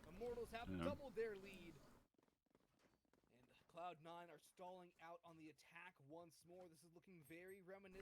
They've really struggled as well to get any control of Heaven. I mean, a lot due to ShoT Up has just stood there and Yeah. he's a menace. Immortals' Like, he's aim is... been- Yeah, someone in chat says Immortals' aim is way better on average. I think that is yeah, that's definitely for true. sure. Yeah. Especially when you consider that Immortals have ShoT Up to cancel out Tenz anyway. You know? Like, normally Cloud9 get by because they have such a beast of a player in Tenz, but Immortals have someone who's as good and actually performing better in this tournament in ShoT Up. So... Yeah, It's, and then, I mean, when you go down the rest of the players, yeah, I mean... it's just not. I mean, it's not like Shinobi versus Stani, but Stani is performing better overall, like much more consistent. And then everybody else is better on Immortals. Oh no! maybe like I don't know if you're comparing Mitch and Yeah, Mitch on the Killjoy has Mitch been performing and pretty well. Gangsta, I mean that's pretty Gangster's close. still good though. I think I still take Gangster there, but yeah, Mitch is alright. ShoT is so The ballsy. thing that's incredible is what the fuck is he doing? Could have been a This goal. is so confusing. The thing that is so weird about ShoT Up is that he plays Split all on his own. Yeah. Like, he is playing B Heaven on his own. He has nobody flashing for him, nobody to trade him or create space for him, and he's still able to, the majority of the time, get value from that position. God, this map so far, I mean, I don't think Immortals are doing anything particularly interesting in terms of their team play. It's just the two of the key areas on the map, which are A Heaven and B Heaven. ShoT Up and Neptune are just locking shit down. Yeah, Oh they my really God. are. Yeah, but the ShoT Up's positioning, or ShoT Up's position, is definitely exploitable. Like, if you put pressure on that area with flashes and trade him out, you've taken the best player out on Immortals, and you've gotten control of B Heaven, and that's what Gen G did. They took ShoT Up completely out of the game. I mean, what was ShoT Up's stats in the game, Immortals versus Gen G, when they I played? actually think he might have bottom frag that Yeah, I think he got totally red and destroyed. What was it? Split? ShoT Up went 7-14 on Split. You just have to put pressure in B Heaven, and GMD went 15-10. So, like, yeah, they destroyed them 13-3. It's all about taking ShoT Up out of his position, and Cloud9 have just failed so far. Oh, what the fuck is that? Nice execute from Cloud9. Vice is still yet to find an opportunity to use his breach ult, by the way. And again, he's not going to be able to use it to stop the retake because his timing is poor. You need to be way more patient if you're playing in that position. Tenz is holding back lines. They seem all huddled up towards the exit points. This could come down to just a flurry of bullets. Mitch will get one. Nice timings on the peaks from Mitch and Tenz. Good play by Mitch. If they can get this final round with ultimates, if they can get this final round with Killjoy and Breach ult, Cloud9 are actually in a good position. This should be their round. I mean, if it isn't, it's a fucking tragedy, isn't it? I mean, this actually, I think this could have been a Cloud9 half if they didn't screw that one round with the previous Killjoy ult. Yeah, and then Killjoy lose the ult Raze here ult. pushes people into the back site. Raise nades down towards the back site. You put pressure with the breach towards B heaven, and you've got an execute that takes control of B heaven and pushes all of the defenders out. If they can execute something like that, it looks like they're going towards. They're playing a default. Oh, they're using it to fake. I hate this. Because JMO's just getting aggro. Oh, I well. mean, Okay. It kind of feeds. Yeah, and that was a mega feed, actually. Wow. Mitch Okay. catches the- This is so But they're still silly. hitting. I mean, okay. This has ended up working out, but I mean, it I don't worked, like the idea, but it but it wasn't. works. Yeah. I think pushing the Killjoy ult makes sense if you have a rifle, but not if you have an AWP. I mean, you're a jet, you can get out of there. Okay, but now Cloud9, now that they've been kind of gifted this round, I mean, they should have won it anyway, but they were kind of gifted it. They're in a good position to still make split competitive. Last round. 5 rounds on attack? That's pretty good. I'm going to go for a piss because this round's over. Yeah. Well, Where did ShoT come from? You never know. He was You a never know. tier 2 CS player that wasn't even committing properly to playing CS and dunking on people, apparently. That's the legend of ShoT. And now he's actually fully committed to Valorant. He's going to poop on people. Yeah, 5 rounds in your attacking side. Those are some really good numbers. You win 5 of the 12 that were played. Statistically, you're looking pretty dang good right now. Cloud9, they're feeling confident. It didn't look confident from the 4th or 5th round, but after that, when we head into this final 2, Cloud9 really found their groove and really found the momentum, and now they've got the favorite side, the Heapo defensive poo. side on their map pick. Boggs, this could easily go either way. If Immortals start to stumble, they start to fall, then you can see Cloud9 stepping up to the plate and taking this second map and bringing us to a third. God. Chat. All right, what do we have here? I mean, Immortals are just going for a straight up A execute. Relic's holding the site. Wow. Good open from Relics. Yeah. Great open from Relics. I mean, Oh, fuck off, Tenz. oh my god. Oh my god. Oh my. Well, that's pretty good. Yeah, that's sad. It's pretty nice. But Oh my god. Don't say it. no, Don't say no, it. no, no, no, No. Don't say it. Wait, what's going on here? Tenz just hit a mental 3K. I mean, Immortals Really? just went for a straight up walk into A hit. I mean, they barely even used utility. Relics got the opening kill on ShoT up, and then as the rest of the Immortals players funneled in, Tenz just hit a 3-man all headshot, just flicking everywhere. Wow, Shinobi gets 2 from that. 2. Shinobi for 3. Shinobi for 3. That's a rarity, but beautiful. Did I see someone in the chat say that they were ShoTup's former teammate? Or was that a meme? I saw it be copy pasted 48 times, so I think it's a meme. Yo, ShoTup, former teammate here. This is fun watching my old teammate playing Valorant while being analyzed by you guys. Keep up the good work. Oh, I thought, okay. Well, appreciate it. I mean, maybe it was a real comment. Yeah, that actually might have been a real comment. Copy pasted. Yeah, it totally could have been. Appreciate it. Yeah. It must be so fun as well, like seeing a guy that you know was good but never made it in CS because he never like had the opportunity or the time commitment. It must be so cool to be like, yeah, I played with that guy who is now just fucking destroying in Valorant.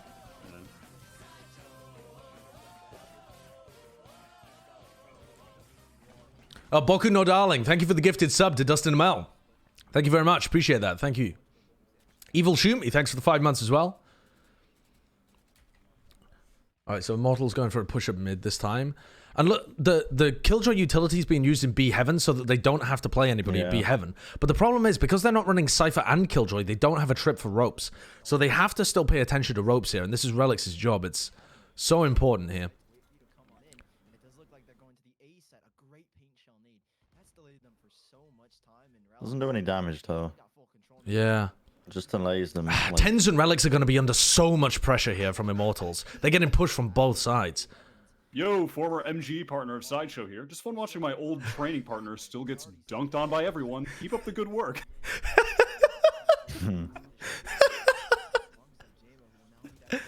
Oh, yeah, Relix. Oh, good reposition. I mean, Quick Tenz reposition from Tenz. Pulls out some magic here. But he's doing a really good job at repositioning himself in a deep spot in A where they'll have to clear him out again when they hit the site. I think that's really smart. Oh, cool little ratty angle from Shinobi. Yeah, that's quite smart from Shinobi. Tenz has got to go huge here, though. Why do I feel like Tenz is about to pop off? Yeah, I mean 13 seconds. What? Yep. Why do I feel like Tenz is about to pop off? Oh! Oh! Why do I feel like Tenz is about to pop off? Yeah, I mean, he's 100% stopping the plant here. They win.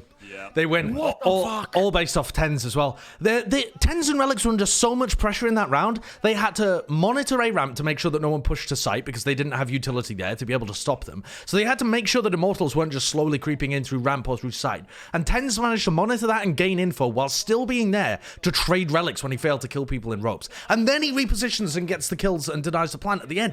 What a fucking enormous round from Tenz. Isn't that kind of risky though from Tenz? Because his rotation down to the low ground off of Heaven, doesn't that just leave him open to A main? But he knew the players weren't on A main. He heard them running up ramp. Did he hit him running up ramp? I think so, yeah. Someone could still run back and kill him there. Like, yeah, it's possible, but I think he just had a good understanding of where players were positioned. Because Relic saw 2 in rope, I think. So it's... What a crucial round for Cloud9 to win as well. Yeah. I'll watch the pistol... shall I watch the pistol play now? No, because Immortals run a half buy, so they could still win this round. Well, the next time there's a full eco, I'll watch the pistol round. Okay, Immortals are pushing Heaven. They've been seen by the turret here. And look at Vice and Mitch's positioning. It's so passive on the site, but they're in good positions to be able to get kills as they come through. Vice gets 2. Trades. Ooh, it's all traded. Oh, nice one. Shut up. The Good. right click classic. Yeah, so Nerf good. it, please, Riot, please. This is good for Immortals. They've taken down 3, and they've got 3 left. They've got 3 guns to play. Oh, they just missed him. I mean, you on just rafters. can't. You Tenz can't could account still for win that. this, though. Oh, Tenz! Man, He just flicks What a around flick. and destroys shot up. what a flick. If they kill Stanny here, yeah. Peak. Yeah. Great peak. And Neptune's a bit too slow because he was trying to rotate around. He's just sticking the defuse. He doesn't get it. He's just sticking it. Yeah. Yeah. Lovely. Great play again from Tenz. The guy's a fucking animal. Lovely, lovely peek there from the two of them on Stanny. All right, in the corner. Let me watch this. Let me watch this. Wait, what the? What? This is just a fucking Twitch.tv sideshow link. What is this? No, you clicked your name by accident. Oh, I clicked my name. All right, what do we have here? What is this? I mean, Immortals are just going for a straight up A execute. They're just running into A. Relix. Sight. Relix gets information with his boom bot. Wow. Nice kill onto shot up. From Relics. Yeah. Great open from Relics. Oh my god, what a triple kill from Tenz. That is so good from Tenz. That is really good. Okay, rifle round. Good counter flash by Vice. 2 flashes utilized there just to ensure that Gangster couldn't get anything. And Shot Up still gets a kill. On a guy in ropes. That was Shinobi coming through from ropes. This is great by Immortals. Yeah, it is very good from Immortals. That is an ego peak if I've ever seen one, actually. Yeah, well, I think he thought he had killed everyone in Heaven because he thought there was only one guy there. But Shot Up was still hanging around. Still, must-win round there for Immortals. Yeah, that was a Coming must-win all round. the way down to the wire. Obviously, Cloud9 still favored, but Looking good, but so are Immortals, and that round was filled with confidence, filled with brawls, and filled with the side of Immortals kill. They hold on to 4 players hold on to 4 guns. Now, this isn't the only stream for the match. The main broadcast is happening on twitch.tv/castaways.tv. And the Renegade stream, the stream of the other match is twitch.tv/renegades. All right, what's going on here? Immortals have Neptune looking over towards A, as they usually do. Gangster is the Phoenix. That threw me for a loop there for a moment, because Gangster's normally so. Gangster and ShoT pressuring towards mid. I like this. The smoke towards top. Like it has for Immortal. ShoT up, finds an early tag, knows exactly where the player. Vice and Relics backing off. Where is the Killjoy utility? It's all on A right now, and they have 3 players on A. They should probably be rotating somebody off right now, because they already know there's 2 players walking up mid. Okay, they get the information. Oh. They see people in B main, so that should trigger the rotation. Yeah. Immediately, Shinobi is wrapping towards B. They've lost B heaven control Yeah, here. they are rotating fast. Oh, they're backing off though. They're faking They're it. backing off. Oh, and Neptune's managed to find his way into Neptune. ropes. Yeah. They haven't got complete control. They've got an No, alarm bot set and up. yeah, the alarm bot is going to spot them as soon as they come through ropes. So this is actually just pure indecision right now from Immortals, I feel. They're going to go for the re-hit on B because they realize they haven't... Wait, no, they're not. What the fuck are they doing? Stanny just teleported onto B. Oh my, they're so indecisive. But it might work because they backed off heaven. No, And J-Mo Relic gets the answer. size. Vice, though, with 2. Vice on the out off angle. JMO hits the shot that he needed to hit. But still, Vice getting 2. Oh, Mitch with a kill on Neptune as well, who was waiting for the rotation in ropes. That is a enormous kill. Does Gangster win this 1v2? Very think difficult so. for him. 11 bullets as well. It's super possible here. Oh! Yeah. Honestly, Mitch and Vice won that for Yeah. Cloud9 there. Yeah, Vice just hiding in the corner of B main, manages to get those 2 kills. That's so important. And then Mitch with the kill on Neptune, who was waiting for him to pop out of ropes. Just so crucial. Good effort from J-Mo as well. Getting the 2 picks on the way into B. But Yeah. Again, it's hard to argue against these NA teams playing so much attacking AWP on split when they get the picks, but I still feel like the rifling is better on this map. But then when the players are getting the kills, it feels like you can't argue against it because they're getting the results necessary. But I just don't. I mean, he's 6 and 10. I don't know, man. Give him a rifle. Let him actually make some space for ShoT and Gangster. yeah. I think it's the more effective way to play. Okay, we got ShoT and Gangster again in mid. This time, Mitch and Vice not even playing for B heaven control. They've just got a turret in an off angle that'll let them see when anybody gets into heaven. Alarm bot over. They're giving up mid fully, just relying on the Killjoy utility. The Killjoy utility will tell them whether anybody gets up ropes or gets into heaven. So these guys can just play for heaven, peeking towards A main and looking at A ramps. Oh, JMO kills Tenz. Through a smoke? Nade might be huge. I think the smoke came later. Oh! He still gets the ult off as well. And now Relics is just stuck underneath. Oh my god. No. Oh. But not the kill onto ShoT. Does some significant damage though, but still 3v2 in the favor of Immortals, and J-Mo still has his operator to shut down these rotations. Mitch? Oof. Good flash as well, though, from Vice. Vice flash, which allowed Mitch to get that pick. Oh, but they don't exactly know where Stanny is. Vice just jumps into his face. I'm looking at this setup that Cloud9 are going for, where they're playing essentially people hard anchored onto the sides of the sites and giving up mid control. And I can't help but think that the counterplay to that is lurking one mid and hard hitting a site. And taking it with numbers advantage, and then the lurker just kills the rotators. Yeah, but I think the issue with that is that split is so... I mean, if you hard hit a site, the 2 anchors can still kill a push. You know? Like, if you don't have any pressure towards B heaven, and you just literally run it down B main, that's just not effective because of the map design. Over towards heaven, though. Like, I feel like the alarm bot B tells heaven. them, and the turret tells them, but it doesn't stop them taking... enough for the rotations to happen from A to B. It's still... I mean, it gives them enough... I don't think it's enough time. It puts pressure on the anchors, but normally the split anchors can get 2 kills. Like, Worst case scenario, Yeah. if you go for a full site execute, the defenders are still looking to trade 2 for 2. I mean, here they're doing pretty much what you're saying, right? They're lurking one in mid, and they're going for a 4 hit on B. But Cloud9 are on an eco, so this isn't a good situation for them. Oh, wow, they have no idea that Mitch is here. They haven't cleared this corner. Like, this is... Oh, Nice, though, like, from Stanley. Stanley. Tenz, though. Oh, Tenz is going to have a gun. This Oh, God. Always is... possible with Tenz. It's always It's possible. actually always possible. Oh, my God, is he going to reload? No, he's just playing with the Sheriff. Wow.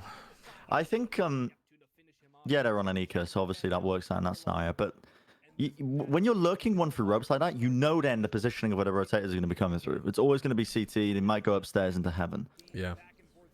But it's like, if they have utility to clear the areas on the site, even if you're anchoring 2 people, like on B, like if they grenaded the back corner of the site, then they wouldn't have had that lurking. Who the hell was lurking? Was it Vice? Just into the corner? No, it was Mitch was just hanging out in the back corner, I think, wasn't it? I don't know. Oh, maybe it was Vice, actually. Yeah. I thought it was Mitch, though. Okay. What do they go for here? Okay, so they put a bunch of utility by B main, and they're actually playing for heavy mid control here. I think they're going to flash out into mid. Normally, you would see this kind of setup if the Breach had ultimate, but I think they're just going to go for a double flash peek into mid from Cloud9. Yeah, looks like it. Oh, they don't quite get the timing, though. Caught up. How does that get a kill? get that? Sorry, how on earth does that kill Shinobi? Shinobi was inside ropes, and it missed him by a country fucking mile. Yeah, that's absurd. I mean, it must have just done the tiny splash damage to kill him. Oh, what is Mitch And doing added using his Killjoy ult to push here? them away. The Killjoy ult doesn't get them anything. I don't like these Killjoy ults. There's no space gain. Yeah, they There's no space gained, and it doesn't like set them up for rotation timings either. It just resets and forces the Cloud9 to split across the sites. It actively hurts them. Look at Neptune's positioning. God, they're really outthinking themselves with the Killjoy ult now. They are, yeah. Look at really Neptune's are. positioning here. Just Because- use them in plant situations. Because of the threat of Neptune, where he's they know he could be okay. I mean, that's good from Mitch, though, right? To be hyper aware of that, and I think that the rest of Immortals didn't play fast enough to they distract. absolutely were too slow. Oh, he could have got that another was kill there close, through the man. smoke. They should still Oh my get God, side control here. the dark cover just. They still think there's a rotator. Mitch is still looking at mid. Sorry, not a rotator, a lurker. Now they know, though, because the shot from main, Yeah. the op shot, that cleared all 3 of them on site. He's still got 1 flash, but they don't have too much utility here. Very hard retake for Cloud9. Yeah. Mitch has got It to a almost looks nice like they position just towards wanna- CT. I can't even tell if they're trying to go for this. Nah, or- Gangster's just hiding I in a think they're corner. just- There's no way they yeah, win they're this. just trying to take their guns away. I think. What a sick flash! Flashes people who are facing backside and facing in Gangster's position. Oh my He's at god. 8 HP. He's sticking it for the half. Sticking it. No, he's not sticking it for the No full. way. Oh! Oh, wow. Vice, He's got it. Vice is playing the breach really well. Vice's flashes are in really nice positions too.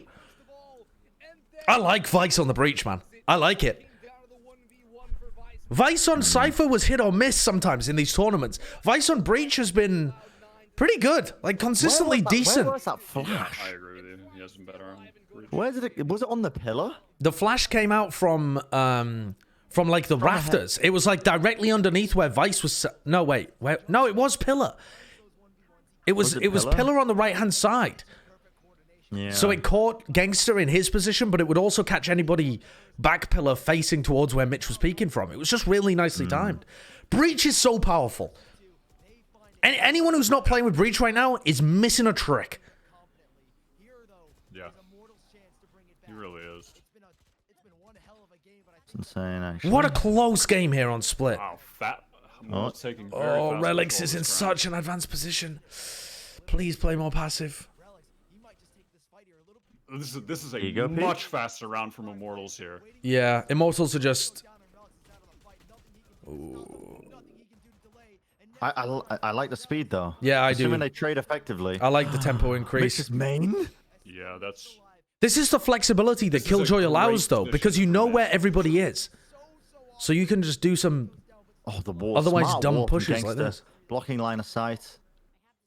They get a bit more positioning. Can Tenz clutch? I think that's what this round comes down to, right? I mean, Mitch is just going to be playing from main. Fucking hell. ShoT is so weak. No. ShoT is so weak. If they play together, no, they can't because he's ulted. He's just going to dismiss as soon as he gets one kill. God, he's so good! Oh my. God, he's so good! Holy shit, this is a good map. God damn! I think when you're in that scenario and Mitch is in B main, you just need to clear out CT together. And you know leave Mitch alive for the clutch because he's got the op. Yeah. You need some level of map control because losing B main is just so crucial. I agree with I totally agree with you. You have to leave Mitch to last because he's not going to do anything with the op. Like, he's just sat there in B main. So try and hunt for Tenz. The bigger problem was it looked like JMO wanted to, but he was just alone. Yeah, he just walked up alone, and then he just loses a 1v1. Yeah, they should have pushed 2 guys into CT and left 1 person alone covering B main instead of the other way around. Yeah, totally. Okay, Immortals are on a shitty buy here. This Must win round. I mean, back obviously, to but the slow pace. And Mitch is AWPing on B main as well. Look at Stanny and JMO. Yeah. They can't really get in here. They could try and flash Mitch off the position if they really think he's there. They're going to double peek it. They're going to double peek it and die to Mitch. Yeah. Oh, bad opening here. And Mitch has Killjoy ult. Is he really just going to whop it down? He's just going to get pushed by ShoT. This has the potential to go so wrong. The turret does keep him at bay, though. ShoT is fucked. I mean, no, he's just going to... Oh, wow. I thought he was going to kill Relics there. That turret ruined his play. Yeah, this is fucked here. Oh, well, Immortals really tried, but... Immortals' attack was... yeah, just not good enough on the attack. Wow, Tenz ate them up, huh? Yeah, Tenz ate them up. So, Tenz gobbled their assholes. Kinda like we said. Unbox won second map. Unbox won the second map at 13-11, exactly as Bren predicted. But I did say map 3 was going to be split, and it wasn't. It's bind. Okay, but do we really give a fuck about the map prediction? No, you're the Oracle. Exactly right. You're the Oracle.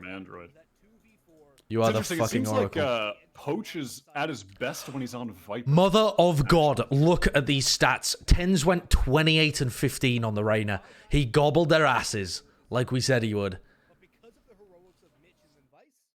ShoT got way more ADR, though, because he was just owning on defense. I mean, ShoT still played like a freak. ShoT is still an incredible player, but on that map specifically, Tenz is...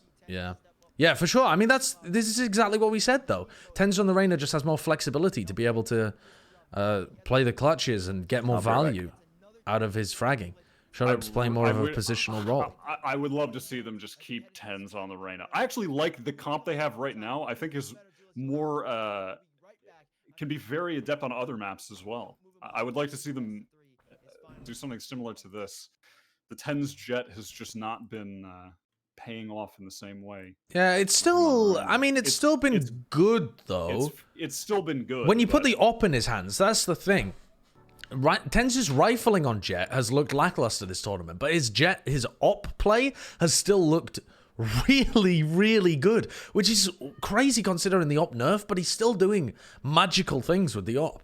It makes me wonder what Wardell is going to look like, actually, because even though the op has been nerfed, these guys who are at the absolute pinnacle of the game in terms of their opping are still going to be able to find value that nobody else can, even with it being nerfed. Now, this is 1-1 in the series right now. This series is, I mean, 1-1 in both series as well with Unbox and Moon Raccoons. Yeah, that was a pretty mental second half. Yeah. I just don't think... Crazy good split game. Immortals... we saw this against Gen G yesterday, where they kind of got washed on attack as well. They actually got the exact same amount. It was literally the same half against Gen G. They got 3 rounds, and Cloud9 just got all the rest. But I just don't think that they have. I don't think that they have this. Oh, I'm actually really excited to watch Haven. Haven is the next map, and previously they've been running triple duelist, right? I think that was the last time we saw Immortals, was at the FaZe Invitational, and they ran Pop Flash, and they ran Cloud9, you mean? Yeah, the last time we saw Cloud9 play Haven. And they played Mitch on the Jet op, and they played Tenz on Reyna. I think that could be a very good counter to how Immortals play Haven. I would love to see them run the same thing. God, this series could get magical on Haven. If ShoT is just demolishing playing the Phoenix or something, and then Tenz is on Reyna again, and Mitch is opping on Jet, that could be very, very good. I'm interested in seeing what Immortals are able to do concerning mid-rounds on attack on this map, because on Split, their indecision was just... I don't know. It was costing them, I feel. Yeah, there were some crucial They had to rounds. just... like, the closest they got to winning rounds were just resorting to, like, 5-man, just hit a site and try to win the aim duels. And I think... And it almost worked. I also think that's the value of running Killjoy. I think Killjoy is so good on Split, and people only run her... Like, the tournaments that I was looking at in Europe and North America, and albeit that was, you know, just after Killjoy had been released, so people were still figuring shit out, but she was max 30% on the map and minimum 13%, and people really hadn't experimented enough with her. But I think Killjoy is really good on Split, because the turret and the alarm bot just provides you so much information, and you can turtle on the sites, and the counter to it is to try and hard push the sites, but Split is really difficult to hard push the sites. It's such a defensive map. There are some very powerful turret spots on Split. Yeah, definitely. One that always comes to mind is, I mean, you saw how it countered. They gave up heaven control, and the turret on the close left box when you're coming out of B main. Yeah. If you're trying to push out a heaven onto site, that turret is just it just fucks you up, doesn't it? Yeah. It just stalls everyone's movement, and you have to. And where you're aiming to kill that turret, it is, your crosshair is so far away from any of the spots that enemies are actually going to be shooting. Yeah, if they pick pillar or B main, your crosshair placement is awful. Mugmania, yes, I'm still going to be on in an hour. I'll still be streaming for a long time, actually, because we need to review 3 different quarterfinals games and the other semifinals game after the grand finals are played. So what is that? That's 4 BO3s that we need to review after this tournament finishes. We're going to be fucking streaming forever today. Actually, forever. Never sleeping. Yeah, we're not sleeping. TV. Hey, Sideshow, do you know anywhere that I could find Valorant analysis videos following individual teams in depth going into First Strike? Wyatt, do you know anywhere? Any YouTube channels where people, like, preferably a bald guy that looks like a fucking egg and some good-looking dude with a terrible microphone? Do you know a YouTube video that has that? Haha, you know, I might have just the one. I think it's called... now, someone in chat might have to remind me, but I think it's called... Platchat Valorant. Oh, of course, of course. How do I get better at, like, knowing what the fuck is going on without missing shit? Look at the minimap a lot. Look at the minimap a lot. Look at the minimap and try and find out which players are looking to be active and which players are just holding positions. Because if you find the ones that are in unusual spots and are trying to be active on the map, you'll understand what the flow of the round is much more. I thought it was called Clutch or Kick. Yeah, we actually renamed it because Clutch or Kick is a CS meme and the SEO is very poor. And it's just some nice clean branding. It is. It is. You have Platchat as like the sort of overarching, you know, I guess like network of shows. Yeah. And just specific to the game. Are we going to companion stream for First Strike? Probably, yeah. I don't see why we wouldn't. Sure. Why not just Valorant? There's actually a podcast called Valoranting. So they got it before we did. But I think Platchat Valorant just works for us a bit more. Yeah, you can't even kick people in Valorant, so it doesn't even make sense, does it? I want to read out a really important comment. I think that this is... No. I think that this is a comment that people... If you're considering like, I'm liking this Valorant thing, this is the first time I'm seeing it, where can I learn more? Maybe perhaps I'll listen to a podcast. I just want you to listen to this, okay? I was watching Platchat Valorant on my phone the other day, and a girl came up to me and said, "Oh, you watch Platchat Valorant too?" So we started talking, and now we're going on our first date. Thank you, Sideshow, Wyatt, Brent, and everyone else who works on Platchat Valorant for making this possible. Oh, well, I'm just so happy that you were able to find success in your love life because of your Valorant knowledge. That is, I think, Wyatt, probably a very common thing that happens with our viewers. Yes, I would say really the success knows no bounds. Of course, Matt sort of gave an anecdote yesterday about a viewer who had sort of let him know that he actually doubled his salary once he started listening to Platchat Valorant. That's true. Yeah, that's true. You know, the concepts that he learned from our Valorant videos helped him so much in gaining that crucial promotion at his job. So, yeah, true and real.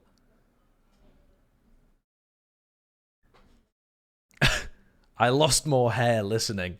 Oh, God. Don't tell him that, Ryan. Double your 0 is still 0. Yeah, we are guaranteed to double the salaries of any NEETs that listen to us. Yeah, true. My muscle mass has increased 500% since I started watching. That sounds dangerous. That sounds like your body's going to explode. It's true.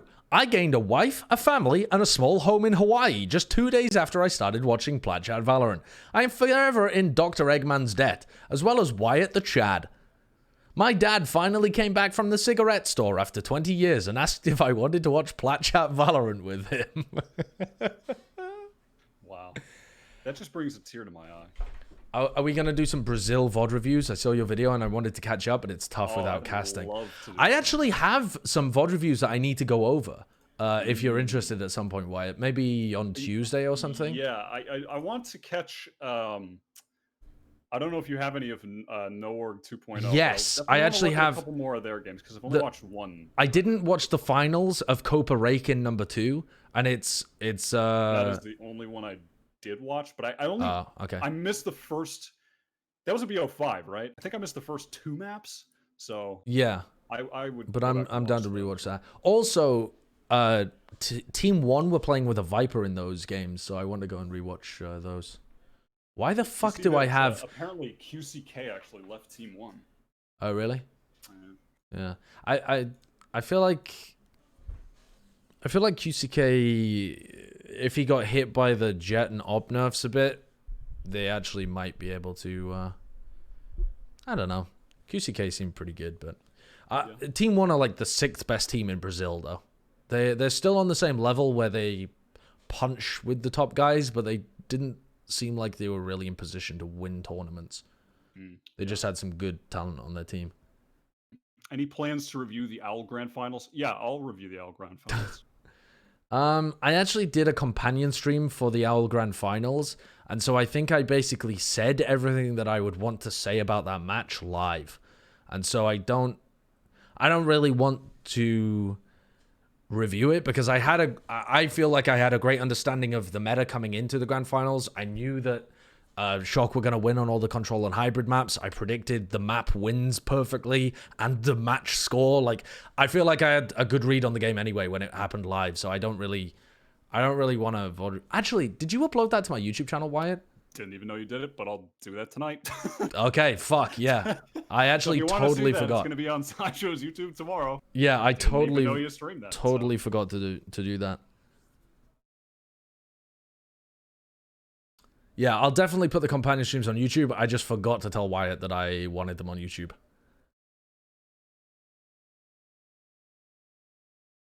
We're getting to the point in the day where it starts to get nice and jungle-like in my room in terms of... Yeah, I'm actually really hot. Like, I'm fucking sweating. I feel like a sneezing fit is going to come on.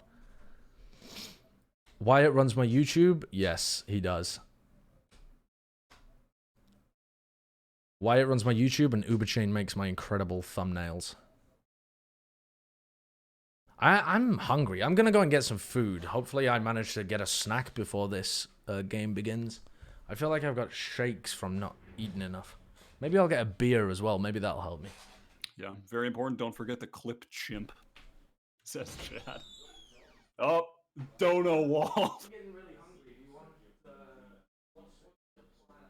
Was trying to give some love to Foster in the chat, and Sad.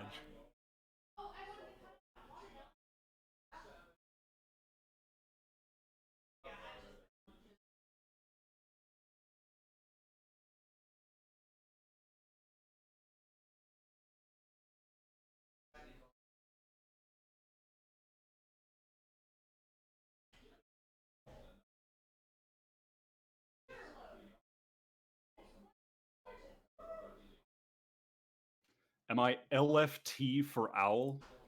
Honestly, I'm being complete.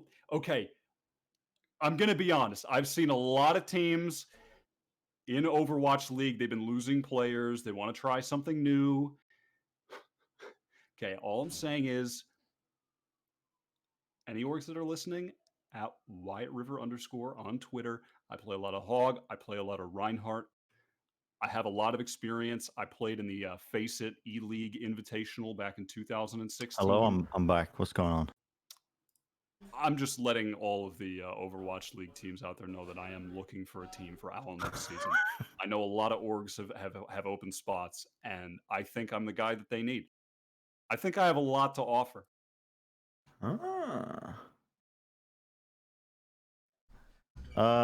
Whoa, this game's begun. How do I always miss the pistol round? Literally always miss the pistol round. Well, you might see Neptune clutch it. Fucking out, and he's just got it as well. What happened What here? a real clutch, bro. From Neptune. What the fuck happened here then? I missed the start of it. I just caught the end. Neptune just wins the 1v3. I have the weirdest lunch ever, by the way. I've got a handful of candy corn to give me some sugar because I realized that the reason I'm feeling lightheaded is because I had a Coke Energy when I haven't eaten anything today. So I've got some candy corn for a sugar rush, a fucking clementine that I'm just going to pop in my mouth, and then half a watermelon. Won't the clementine and watermelon give you enough sugar? Yeah? Why do you need a candy corn? I don't. I just wanted it. That's your lunch. Yeah. I just Also, choked on candy a whole corn is clementine. like corn syrup, isn't it? Oh, fuck knows. I don't know. I mean, it is basically just corn syrup encapsulized candy. I don't know anything about it. I just know it is, you know, medium level candy to snack on. I mean, listen though, October, Halloween, you gotta have some goddamn candy corn. I've never had it before. It's not a thing in the UK. It's classic Halloween candy. It's because it's banned. Oh, of course, yeah. Because it's just fucking full of corn syrup. syrup. What a spray down from Neptune. And Cloud9 just love forcing. Drink water? Oh, fuck, I didn't refill my water. I'll have to do it later. I swear, how long does it take to reload the Bulldog? Like, fucking 17 seconds?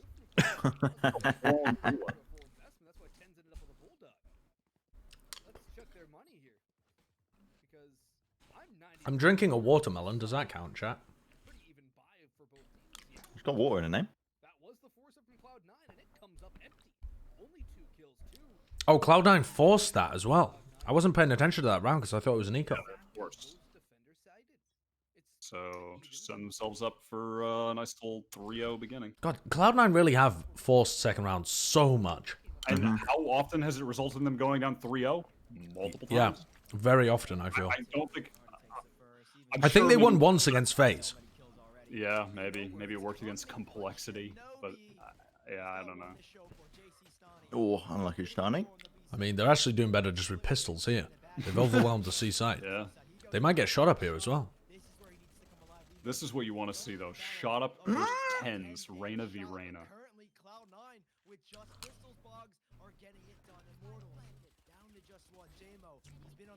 Can JMO clutch it out? Oh, wow. Nice shot from Mitch. Clean.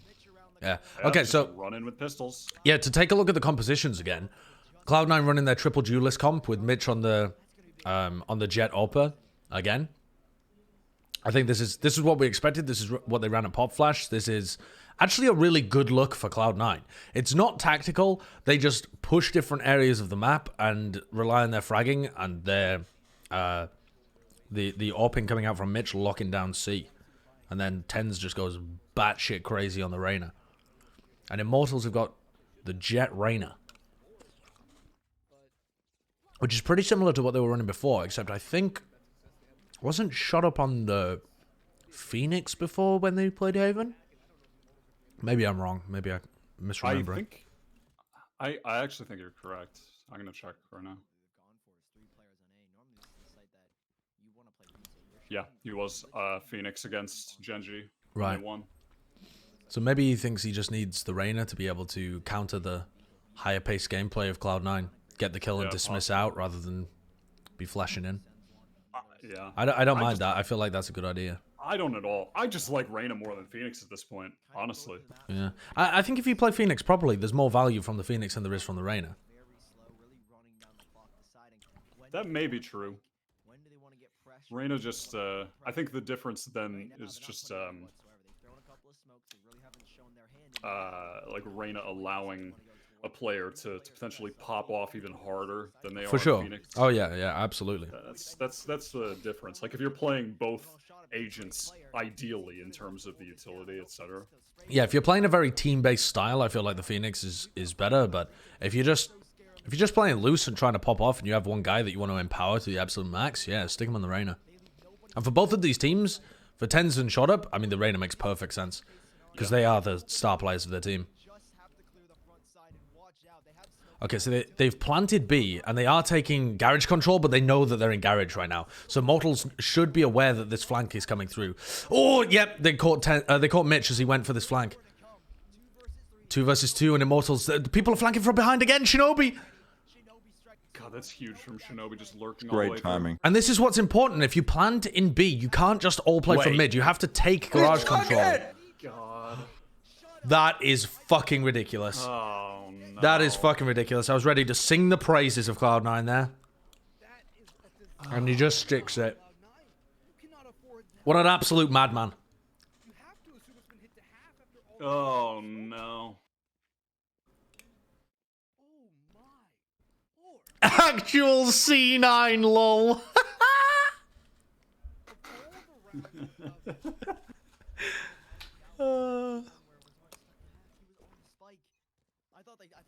Yeah. I mean, just a slight mistiming there from the Cloud9 guys. Otherwise, fairly well played in the post plant. They didn't really have any information to be able to work off of. Alright, Cloud9 clear out the A side and start moving down long. Smoked on C as well to kind of suggest that they're putting pressure towards C. Oh my god, this drone... Oh, okay, I thought the drone might spot the spike there for a moment. It doesn't, but it does clear out the whole of grass. So now Gangster knows that there's nobody in mid whatsoever. So they're either C long or they're A long. Perfectly timed peek from JMO. Perfectly timed. And now they know that everyone's on A because they've gotten the information at C. So full rotations coming out from Immortals here. Immortals do play the map control game pretty well. Like they understand where people are on the map. And they like peek for information at the right times. Use their utility for information at the right times. Ego peaks. Oh my god, no. Oh god, damn. Nearly finds the headshot onto JC Stani, but a fourth there for Immortals, and they're looking strong on the defense.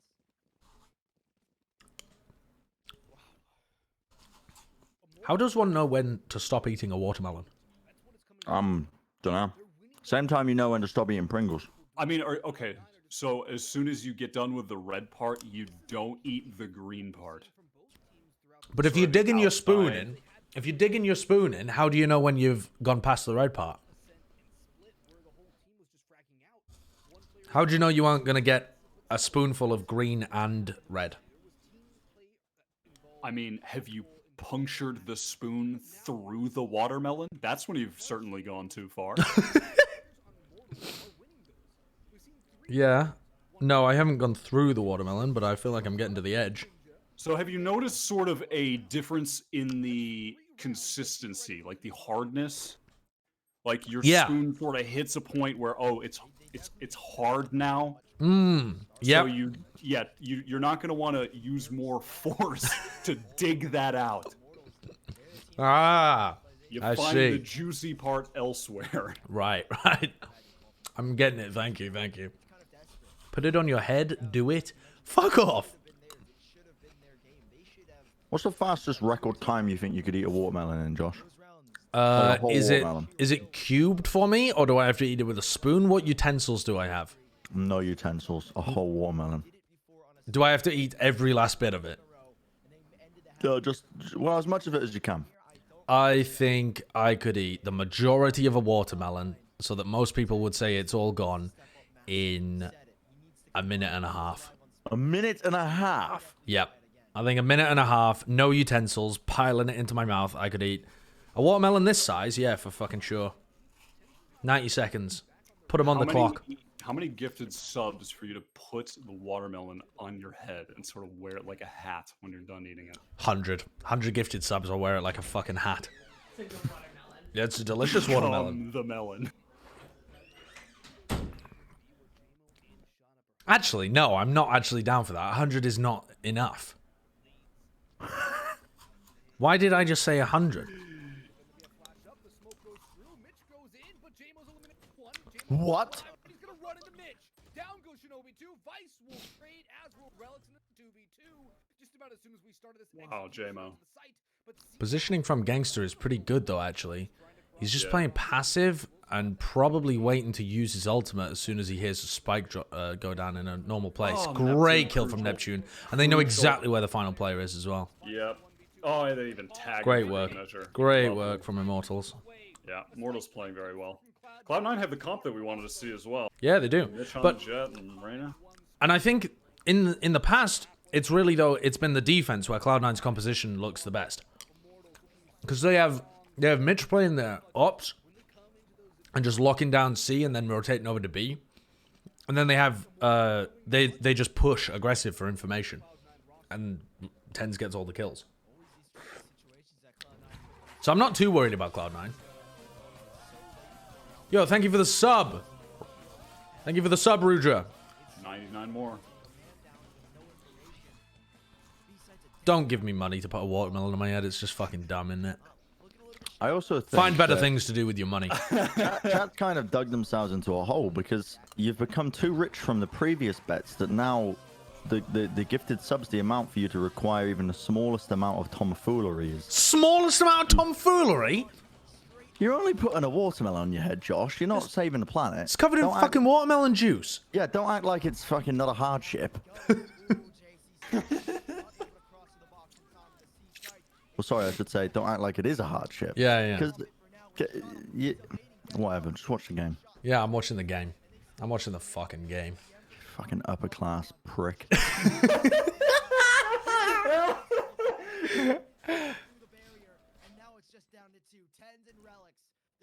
Gangster with some crucial information in this round as well from his ultimate and then the wallbang kill. But Tenz, anything is possible when you have Tenz. Oh my god, JMO was looking in the wrong direction there for a moment.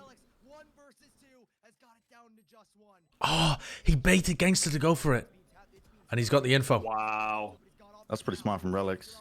Beautifully played from Relics, actually. Beautifully played. Lord. What was that, a 2v4? Lovely. Or a 3v4? Dude, Relics will just give you these magical moments. But most of the time he doesn't have much impact. And then Then he'll... just suddenly, just some crazy shit. Yeah. That was, I mean, the pace at which he played that clutch was phenomenal. It really was, yeah. Yeah. Baiting like he was going towards jiggle garage, then the jiggle peek up on logs. Yeah, it all came together. So good.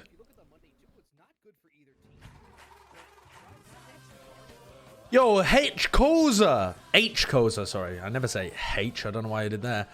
H. Koza, thank you for the prime. And Red Blue underscore, thank you for the prime as well. Don't worry, chat. No NR100s. Spend your money on better things. But thank you for the prime. Alright, this is an aggressive push from Immortals. 3 players pushing grass, and Vice kills all 3 of them. Literally all 3 of them. There it is. What, are they ecoing? Also expended 9 bullets. Yeah, they were ecoing that. He used 9 bulldog bullets to kill 3. I miss the old sideshow, Sag. The eat bull penis unprompted. No, I didn't eat bull penis unprompted. That was the result of a bet. Oh, no. I like that retcon a lot. No, Bren, there was never a sub-goal. He just did it unprompted. Yeah. Yeah, he just munched down on some bull penis one day. Decided to make his apartment smell like dog food and cock. Ooh, Neptune. All right. Hello? What on earth? That is disgusting. Neptune. That's ridiculous. Well, that'll happen. Perfect wallbang on where Takeless's head was. Yo, Blueprint 814, thank you for the 13 months. 100. It was 100. Oh, Was it 100? Oh, no. For the bull dick? The bull dick wasn't even for subs. It was before my channel got big. It was just, I was making bets on Worms games. I was making bets on Worms games for inches of bull dick. Like, me and Buttnose would bet against each other, not for money, but for how much bull dick we could eat. So Buttnose would be like, I bet you an inch of bull dick that you couldn't do this. And I'd be like, no, I bet I can. And if I got it right, then I would take an inch off the previous bet of bull dick. And if I got it wrong, I would have to add an inch. It was wild times in the Sideshow stream in TF2. Wild times. Listen, guys, if there's any, aspiring streamers in the chat, you're thinking, oh, how do I make it? How do I come up? I want to be as big as Sideshow one day. Well, let me tell you how you get your start. Bring the viewers in. Hello? Hello. Hi, Matt. Did you finally figure out how to use Discord? No, I've been able to use this the entire time, but I was just hanging out watching from bed because I stayed up and watched League of Legends. I just wanted to come in and tell you how big of a dumbass you are, and the chat how big of a dumbasses they are. They are going at me yesterday saying I don't like books. Meanwhile, they're totally cool with you just munching on some bull dick for fucking games of worms. Okay, bye. Bye. Okay. Okay, incredible insight as usual from Mr. Matt Morello. I think Matt's in bed talking on his phone or something. That's what it sounds like. Can really tell the Matt's trying to embed himself in the Valorant scene. Committing to these VOD reviews. Putting in the work. Staying up late to watch League of Legends. Actually, Worlds must be almost concluding, right? I haven't been following it, but it's got to be in the final stages. Only one right game that I like. Yeah, I mean, that's actually true for me as well. Oh, semis next week? I feel like that'll be quite fun to watch. Semis Unless next they want weekend. to hire me, then I love all their games. Oh, fuck. Should we do a drinking game companion stream for the World's Finals? We have no idea what we're doing, but we're just drinking every time someone gets a death. You just pick a player, and every time they die, you have to drink. How many times do they die in a game? No idea. Don't have a clue. We might die of liver failure. That's the fun of it. Yeah, exactly. We could, yeah. And we could also try and pretend like we know what we're talking about. Oh, we could do some analysis companion streams, just making up the names of the heroes.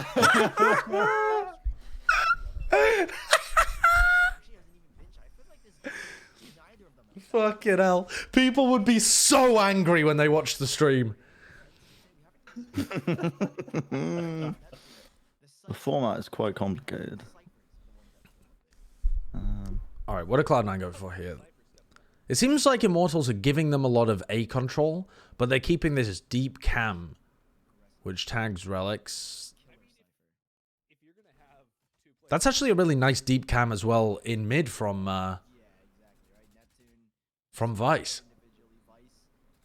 He's got a cam deep in mid to make sure that mid and grass are clear.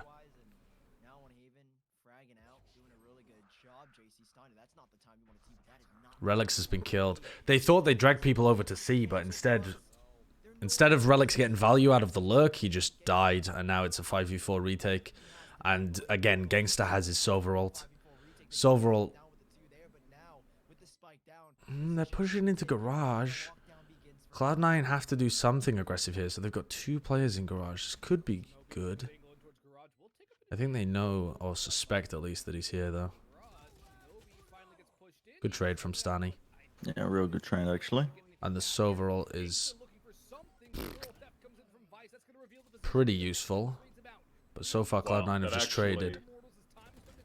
Vice kind of doesn't matter. Well, the jump nerf. Mitch is so low. Wow. Wow. Huge. Good work. Vice kind of baited himself there. Yeah. He going for the ult, he just revealed exactly where he was. Tenz on a weird off angle though on top of the box. Actually getting that first kill was pretty crucial because they were able to trade the second guy as well. Vice really changing changing up his level. I don't know what the fuck I was trying to say. He's better now. Yeah. Fuck me, man. He's good now. Who is the best Cypher to watch to learn the hero? Maybe Dapper? I mean, I think Dapper's... Pith's pretty good. Yeah, Pith is also really good if you want to watch some European games. I think Meadow plays a little too baity for ranked. It's more of like a very team play style. Oh, this is so interesting. Get the tag and then swing. Oh, he's not going to swing. I thought he was going to swing as soon as the cam got destroyed. I think that would have been a riskier for sure, but slightly better play considering you're on an eco. Shinobi. Finally getting that success. It seems the same story for all three of these maps. Cloud9 are always on the come up. They're always on the comeback, and well, they've brought it. Yeah, Peak has some good educational videos for Cypher spots, but you don't really want to be watching... I mean, you'll get more value watching a pro player and trying to emulate them than you will trying to emulate someone who's in Diamond. I would call you crazy, but I think you're right. Ooh, Da Vinci. Who else? I mean, if you wanted to watch people in North America, you'd watch Dapper, Def, maybe, on Dignitas, though there aren't as many VODs of him available. This might be a hot take, but I feel like... Crashies, actually, if you can find any Crashies VODs. That guy actually plays a pretty good, smart Cypher, but his team was getting beaten, so... I think it's better to watch these players in ranked. And just look at how they play in ranked. Sure. Yeah, because the team environment is very different. Sure, yeah. I don't think, though, that a lot of these Cypher players actually play Cypher in ranked. They play other agents, so... I still think it's good to watch like their movements on the minimap and what they do when the rest of their teams are in different positions. Like you'll still see like the way that they play certain areas of the map. Oh, FNS. Yeah, actually. FNS is a really good guy to watch as well. Cola. I mean, Cola isn't going to be playing Cypher anymore, and he only played it for a small amount of time, so... Well, not that small, I suppose.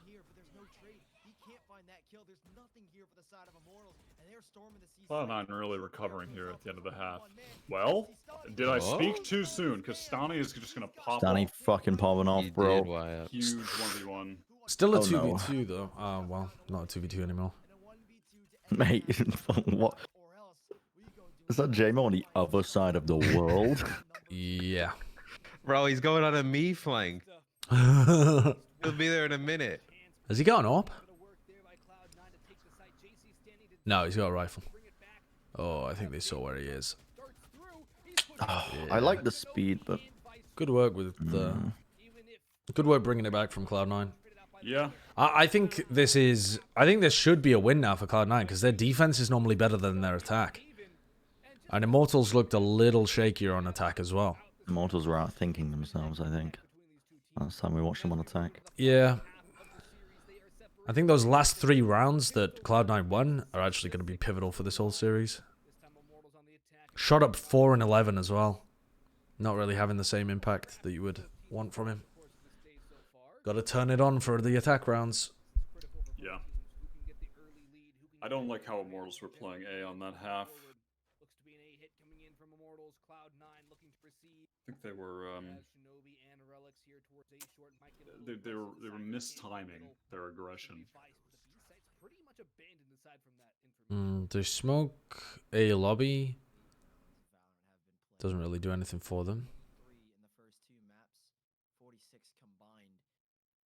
It looks like this is a bit of a read from C9 as well. They've got utility that will trigger if someone tries to lurk through mid or garage, but they've stacked 3 players over by C. Oh, no one there to try JMO because Neptune went around the other side of the crate. Why do you go all the way around? I don't know. It's still a 3v3 for the retake, but ShoT up is so weak.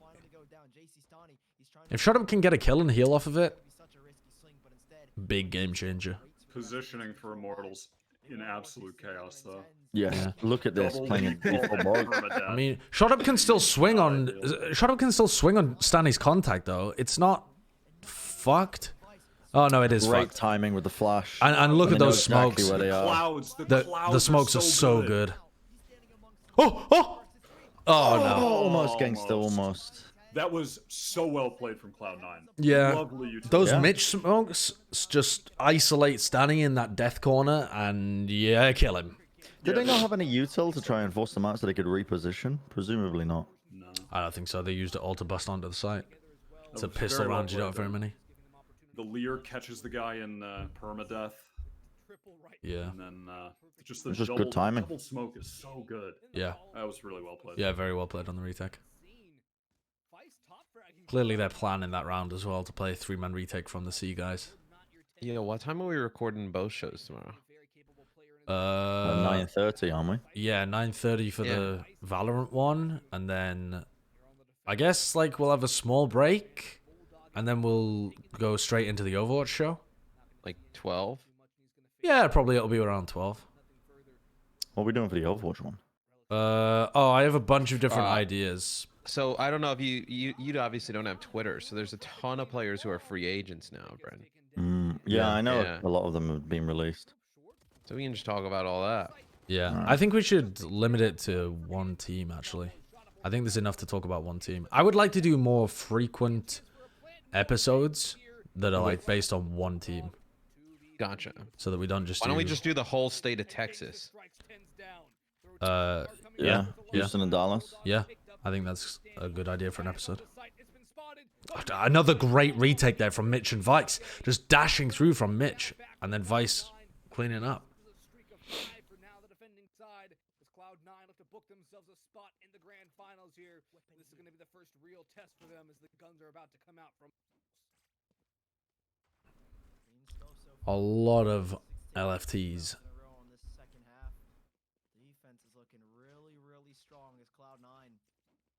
Yeah, but obviously a lot of those players will be able to just kind of like walk into Valorant, right? You know? I mean, get on a top team straight away. Sure. Like FaZe. Yeah, absolutely. Yo, happy Mr. 18. Thank you for the 7 months. Thank you very much.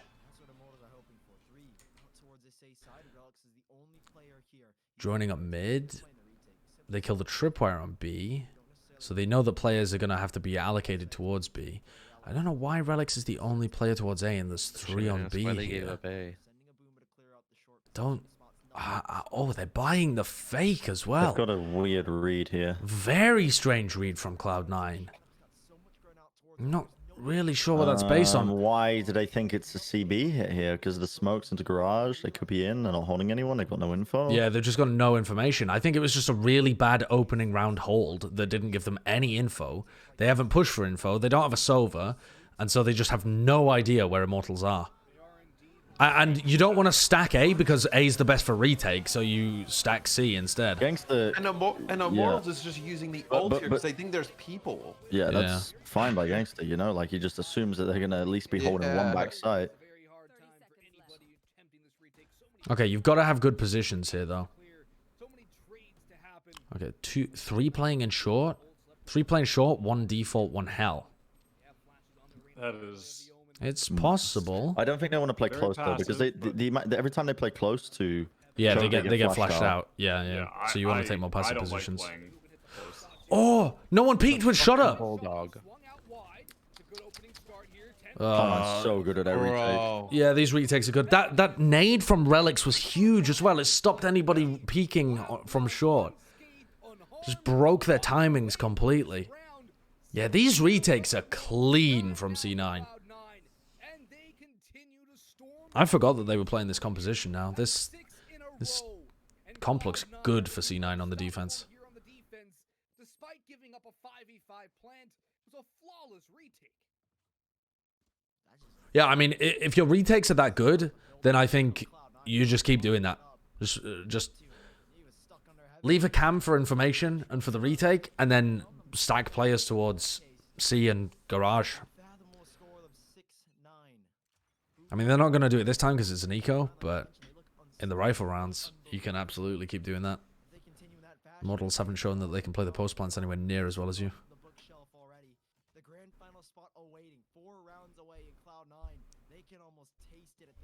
C9 Moon Raccoons Grand Final. Well, Moon Raccoons are losing right now. Oh, are they? Yeah. C9 Anbox. Wow, what a performance from Anbox if they're able to get all the way through. Anbox have already beaten C9 in BO1 as well, so that would be a potentially interesting game. I'm not upset with any of the teams that make it to the finals. No. Relics. Relics turning up. 1v1. Relics is playing really well on this map. But the spike is so deep here. ShoT hasn't... They timinged each other. They timinged each other. ShoT has... What? Hello? Oh, he's picking up the spike. What? Okay, he knows where he is. 38 seconds. I think ShoT's anticipating Relics to push here for information. And Relics is just going to wait for the plant. Oh, if he pushes the back, he's going to hit the trip. Oh, no, he hears the trip. Okay. He sees the trip. He can't go back. There's surely no way. I mean, Relics is holding that angle. Even if he wanted to, time is no longer available. Shot up. 1v1. Has to clear this side out on Relics. Just planting default. Grenade up for Relics. Also, though, the tripwire here is going to be crucial as well, because normally ShoT would flank through the back of Garage, but he can't because there's a tripwire up there. So he's kind of fucked. He knows, like, Relics has so much more information here, even though he's on such weak health. Wins it anyway. That was such a tense round. It was. Also, a really important round for Immortals to win. Yeah. Is Mitch going to buy an AWP? Yeah, he is. Yeah, Anbox is up 11-6. It's 11-6 now? Oh my god. Rambox really going to boom my prediction. Yeah, looks like it. It sounds like it.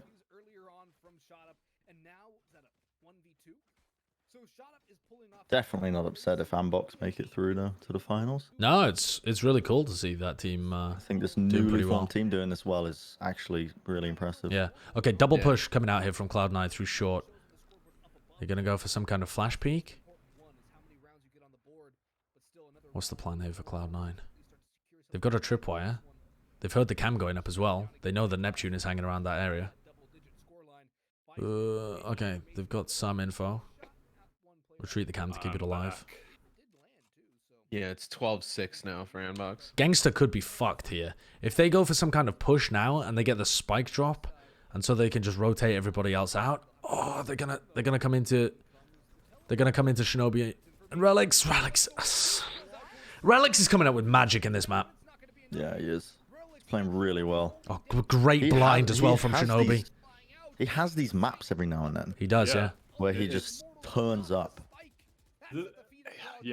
The things that he's able to do sometimes as well, it's just he can be. Nice shot from Great by Stan. Stanny.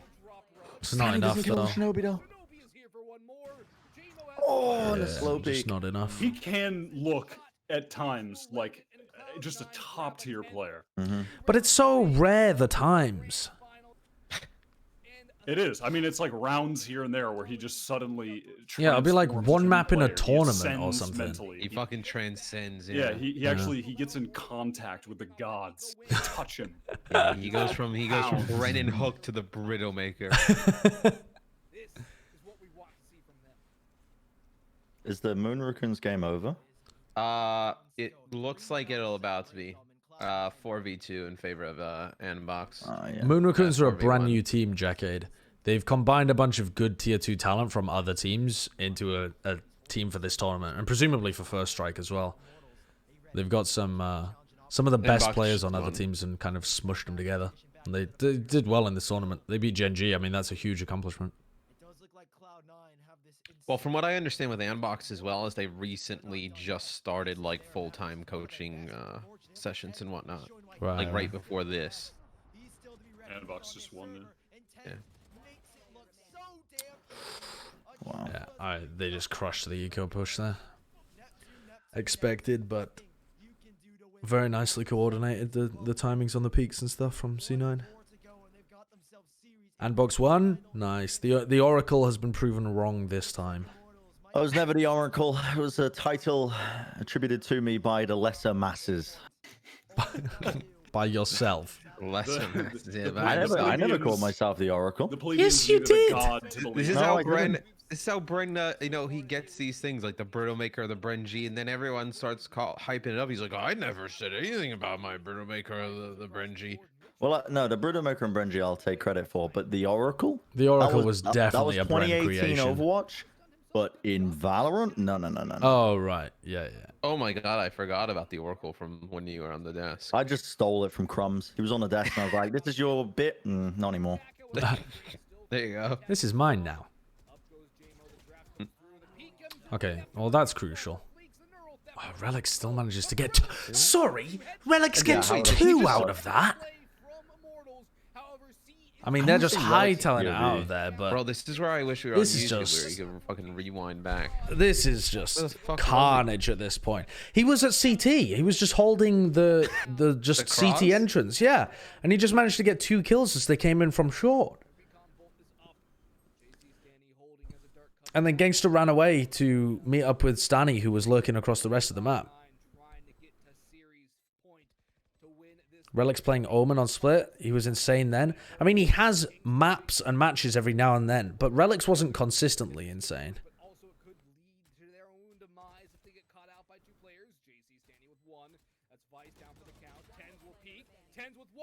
Wow. Huge. How on earth is that around? That was a fucking how big, do they get big that? fucking play.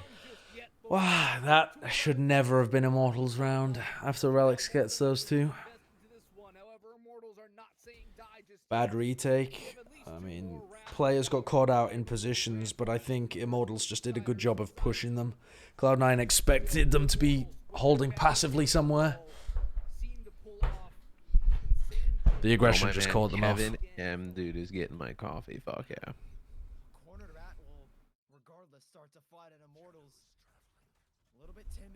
Deep cam in C long to gather info early on. Stanny kills it.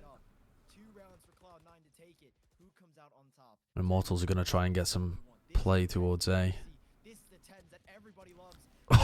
And Tenz has already pushed and gets the kill. This is what they were doing so well in the Pop Flash tournament, was getting pushes with Tenz.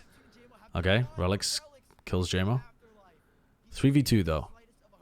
They don't have control over their flank. They don't have a tripwire up, so Neptune has still got to watch behind. So this is essentially a 2v2 on the site here.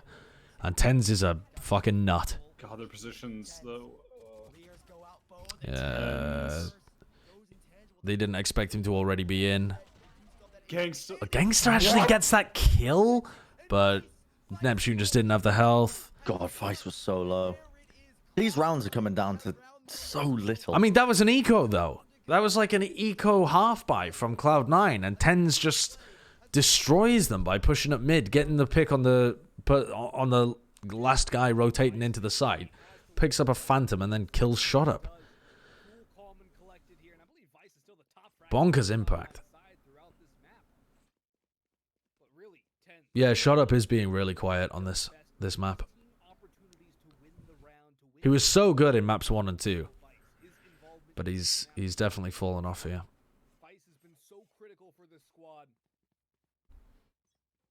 This is what we were saying about ShoT up though. He has to prove his consistency. This certainly could just be like a very rare off map, but until he's played a couple of tournaments, you don't really know like the level that he's going to be able to bring in every match. You don't know if he's always going to be able to put up these kind of numbers. Remember in what? Never mind. Your mic cut out. I was just going to remind you of course, History. the difference. Yeah, the history of them in CS:GO. Of course, if you look back to ShoT up and CS. Oh, that's so nice from ShoT up. The aim is just so good from him, though. Riot, get it out. Get it out of the game. Get this stinger out of the game. Right-click classic stinger, get him out. Oh, Gangster. He's got another one to clear here. Beautiful from Gangster. Great by Gangster. Way. Whoa! What happened? Wow. Whoa, Hey, is that Jonathan! Is that the World of Johnny? Warcraft caster? World of Warcraft Jonathan! Larson. I'm dabbing, but you can't see it. Do you have the reverb turned on to your XLR? What? No, he's just got an empty You apartment. sound like you're talking like this. He's just got an No, empty it's just apartment. echoing because I don't have any furniture. Oh. Yeah. He hasn't gotten any of his ad money from Sideshow yet, so he hasn't been able to afford a bed or anything. True. So much room for activities! It is very echoey. Yeah. Just wait, we'll all be over in a bit. Yeah, I mean, my lease expires and then I plan to live on the street for a few months. Hey, you know what? I think you would do good on the street. Buy a van like Oh, look at Sam. this. Look at this. Half buy round from Cloud9, except Tenz, who buys full armor and a Vandal. Tenz is just going to attempt to carry this round for them. Didn't he just hold on to that? No. No, they got the kill on everyone, and ShoT just rails them both. There it is. So now Tenz is not going to have any money for the next round. But presumably, is Mitch going to get his ultimate and drop him? Maybe that's why they feel comfortable about Tenz buying up fully. Okay, if ShoT turns up at the end, oh nice. If ShoT turns up at the end of this match and carries Immortals to the win and to a final, that is some bonkers shit. That's some anime level shit. A fucking Immortals and box final. Who would have fucking predicted that? Yeah. Me. You didn't. You're right. If I did a bracket though. This positioning is incredibly passive from Gangster and Stanny. Who are they expecting to come there? I think Vice, because they knew that he was on the lurk, but Tenz has just killed him, and so now they're just playing long for the sightline onto the spike. Jump on logs. Yeah, I mean, there's no chance of a clutch here anyway, though. Yeah. It's just whether JMO keeps his gun or not. Oh, wait. He's No, going wait. for it. Okay, he's dead. Oh, he actually might get some weapons out of them here. No. Almost. That was kind of close. Okay, so Mitch doesn't actually have his ult. So what are they doing about Tenz having no money? Okay, Relics is going to drop him. Save the gun. Yeah. Okay, can't buy a boom bot. Oh, yeah, okay. So Relics had enough money to be able to drop. Shinobi goes light armor. Relics doesn't buy a boom bot. Okay, still a pretty good buy from them, though. If Immortals win this round, though, we're going OT for 100%, though. The problem with that, though... The problem with that, though, dude, I literally just scared the shit out of me. The cat just ran into my room and jumped right in front of my fucking face on the desk. That just terrified me. Don't even know what I was gonna say. Let's watch. I was like, what the fuck are you talking about? You just were like, literally, and then just you stopped, and then you just screamed literally again. I was like, what the fuck happened? All right, so cam in garage to be able to see anybody pushing from that direction. Smoke from Stanny to get some control over C. Deep cam in A short. Information, and Stanny just spams through the smoke. Yeah. There's no one way there, right? I don't think you can set up a one way. He's just literally spammed him. No, he I think he was the box corner. Yeah, he just knows the lineup for the exact corner of the box. I think he maybe faked the orb. Did he fake the orb and then just spam him through the box? What a crucial pick, though. Oh, wow, and Relics... Relic somehow gets value out of this. Okay. But they are flooding onto it. They need to kill Tenz, though. Tenz could still win this round for them. 2v2. Has vision. Oh, Gangster. Nice So good. They're not going to expect Vice's positioning, though. This is so good from Vice. They are all looking the other way. What a click. Nice by Gangster. Come on, Gangster. Take this to OT, boyos. I don't believe this, man. Is anyone even... Oh, they can kind of get a half buy together here, Cloud9, because they've lost 3 in a row. They have max loss bonus. was going to say though was that because they did buy Tenz that round, in case they do lose, now they're in the situation where they could have had an extra whatever 4K in this round. Yeah, They could have just had 2 full buys rather than yeah. I mean, it's weird round and now a half. it was definitely a weird decision to give Tenz the AK and full armor on a otherwise eco round. I mean, there is definitely a world though where Tenz just wins that round for them, but it's not the percentage play. Okay, Stanny's lurking up C here. The cam is designed to be able to watch. Okay, they know that this is gonna. Oh, it catches Vice as well. And Gangster with the ult as well. Alright, what the Cloud9 retakes previously have been really good. Mitch already in. Vice with the first kill. Oh, beautiful stuff from Immortals. Hello, OT. Okay. Wow. Immortals with so much momentum heading into overtime as well. Mm. 6-6 on both halves of Haven. 13-10 on both maps. Immortals just turned it up so much towards the end. Like their executes became so much better. Amazing. This has been probably one of the And they also put pressure on Cloud9 so that they couldn't just set up for big retakes with utility. Kind of ticked the time down, went for more late hits on A. Go for the plays on C, but actually push people and put pressure on them as they come back in through the choke points. Woo! Alright, Cloud9 on attack. Gangster and Stanny holding by C. JMO on a bit of an off angle with his AWP in A. The trip is nice to give them information if someone manages to sneak past them and timing and go short.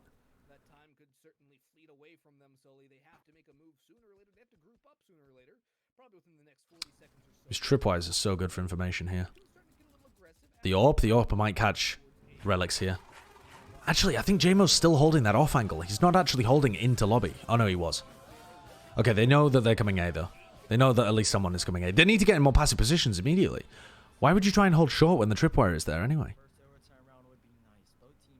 You're not going to want to swing on it because you don't know how many players are coming up short. Neptune might get lucky here because it looks like nobody's really trying to pressure there.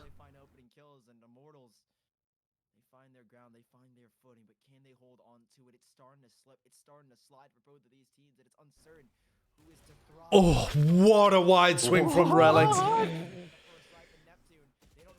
Oh, and Neptune doesn't hold his ground. He's normally good for so many kills when people hit him, but I mean, this should just be a guaranteed round win here for Cloud9.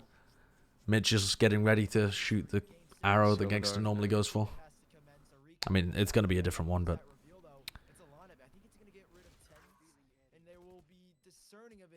wait, what the fuck? Oh, Vice went on the flank. Vice lurked all the way through. Incredible from Vice. He killed Shinobi just before the blind went out, and then he kills ShoT up from the back as well. Great round from Cloud9. That wide swing from Relics to be able to take down JMO.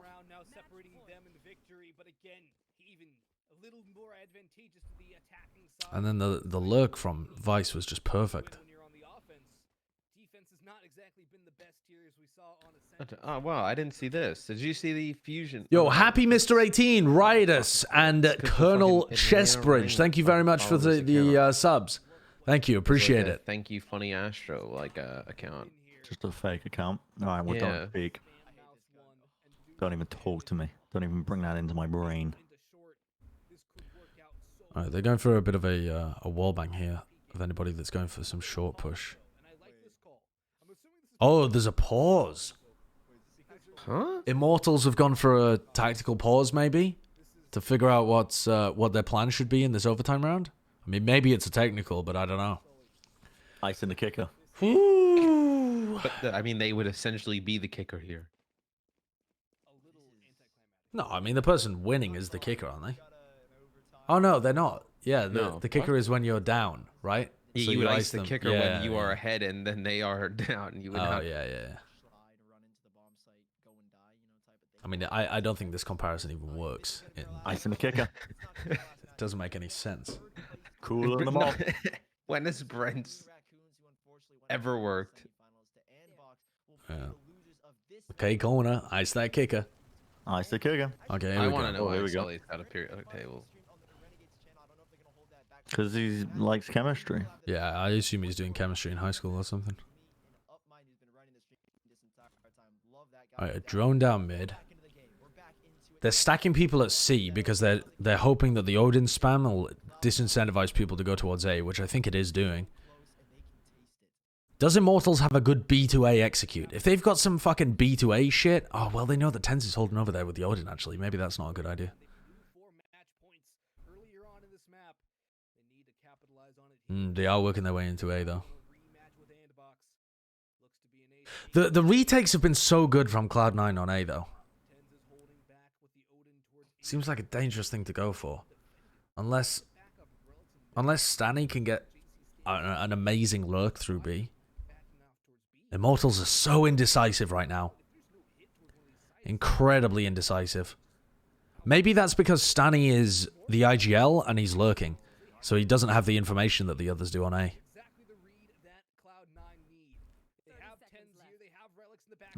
30 seconds left. They smoke off Tenz. They know that it's going to be a B push. He's just going to spam this. Oh, the trip's going to trigger maybe? Oh, wow. He hasn't found anything. Oh. Tenz reloading for 2,000 years, but they're okay. They're taking map control back on mid now. Yeah, but they don't have control of any of the connectors. And so Immortals are just playing for B. If Neptune can flank through garage, this is enormous. But he needs to get a fucking move on. Oh, he's not doing it. That's a huge pick, though. Big, though. Oh, but they're just sticking it. They're just sticking it. God, I hate when this kind of shit ends in fucking papegery. No! Oh! That was so close. Oh my lord, what in the fuck? Oh. Fucking Christ. I think Immortals got a bit lucky there. They absolutely did. God, NA teams are behind the curve on this map. Yeah, they really are.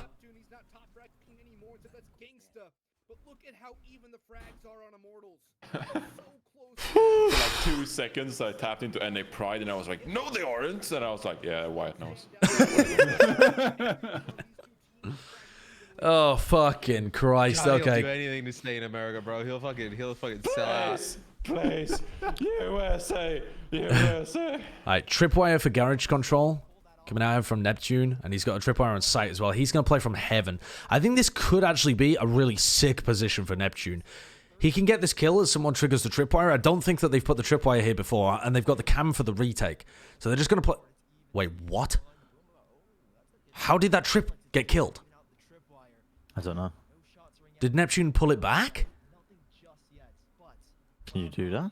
Was it the boombot? Oh, it was boom. The boombot came from short and broke the trip. What the fuck?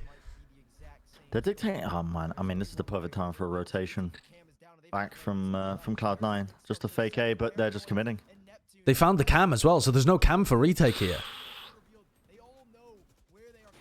Oh, and shot up dies. Oh, Tenz dies as well. Oh, and Gangster gets a shot dance! Shock arrows! He's so good with these fucking shock arrows. He really dude. is. He'll always get value out of it when they're taking a site. He's found out where people are That as really well. could be the round-winning play. This push is good from Relics, though. Oh! Gangster's pounding! Bro! Off. Nice from Immortals. That was a round that they... I mean, these last 2 rounds have been huge plays from Immortals to be able to get back into them. It's something we never talk about, but like, I actually think Gangster always gets value of a shock dice when a team has taken a site. He has lineups for almost every possibility. The thing is, though, when you're playing against Gangster, surely you want to plant in non-default locations because you know that because they're playing people from heaven, right? Like, I mean, you can smoke heaven and plant underneath heaven. Heaven was smoked, to be fair, but I don't know. Like in a moment like that, when you're rushing onto site, exactly, you forget about it. You're not thinking about it. Yeah, but people absolutely should be doing it because you're totally correct. He just has. Give me a shock dart efficiency stat. All over. Shock dart efficiency. Is Tenz going to produce magic here? Not quite. Not this time. The drone at mid, and JMO's following it. Smoke, though. Smoked off on B. I wonder if Stanny finds a pick on Mitch here. Oh, no, Mitch is hiding on top of the box. If Mitch gets greedy, Stanny might be able to find a pick. Otherwise, this looks like it's going to end in a C split, and they have the trip in Garage to be able to get info. Relix is reading this as well. He's moving over because they showed 3 at A. So I think they're predicting that they're going to go towards C here. Oh, they're faking the B push. They're faking the B push and they're going to go towards C, but they haven't killed this tripwire in Garage. The trip in Garage, though, that could still be a B hit. Oh, Mitch on top of the high ground. The meat grinder. It's a good blind, but Mitch needs to be cleared out. Oh, yeah. Relix is already there. Oh, ShoT up is in, though. ShoT up is in. This could still be winnable. That's huge from JMO. Yeah. Pushes. Okay, Tenz in a 1v2 to save the tournament here for Cloud9. Oh, JMO gets the kill! Immortals! Finally in the finals! Woo! Mitch with that insta DC. Holy shit, that comeback, man. Jeez. Immortals with ridiculous comebacks in map 1 and 2. I mean, not in terms of... I mean, it was 6-6 at the half, but I feel like Cloud9 were favored. It felt like Immortals were clawing their way back on both of the maps. What a game. Christ almighty. Yeah, Immortals won 4 straight rounds at the end to drag that into OT. That's huge. And Gangster was so good. Oh, he's fucking sick. ShoT up felt like he was really quiet, but he still went 20 and 24.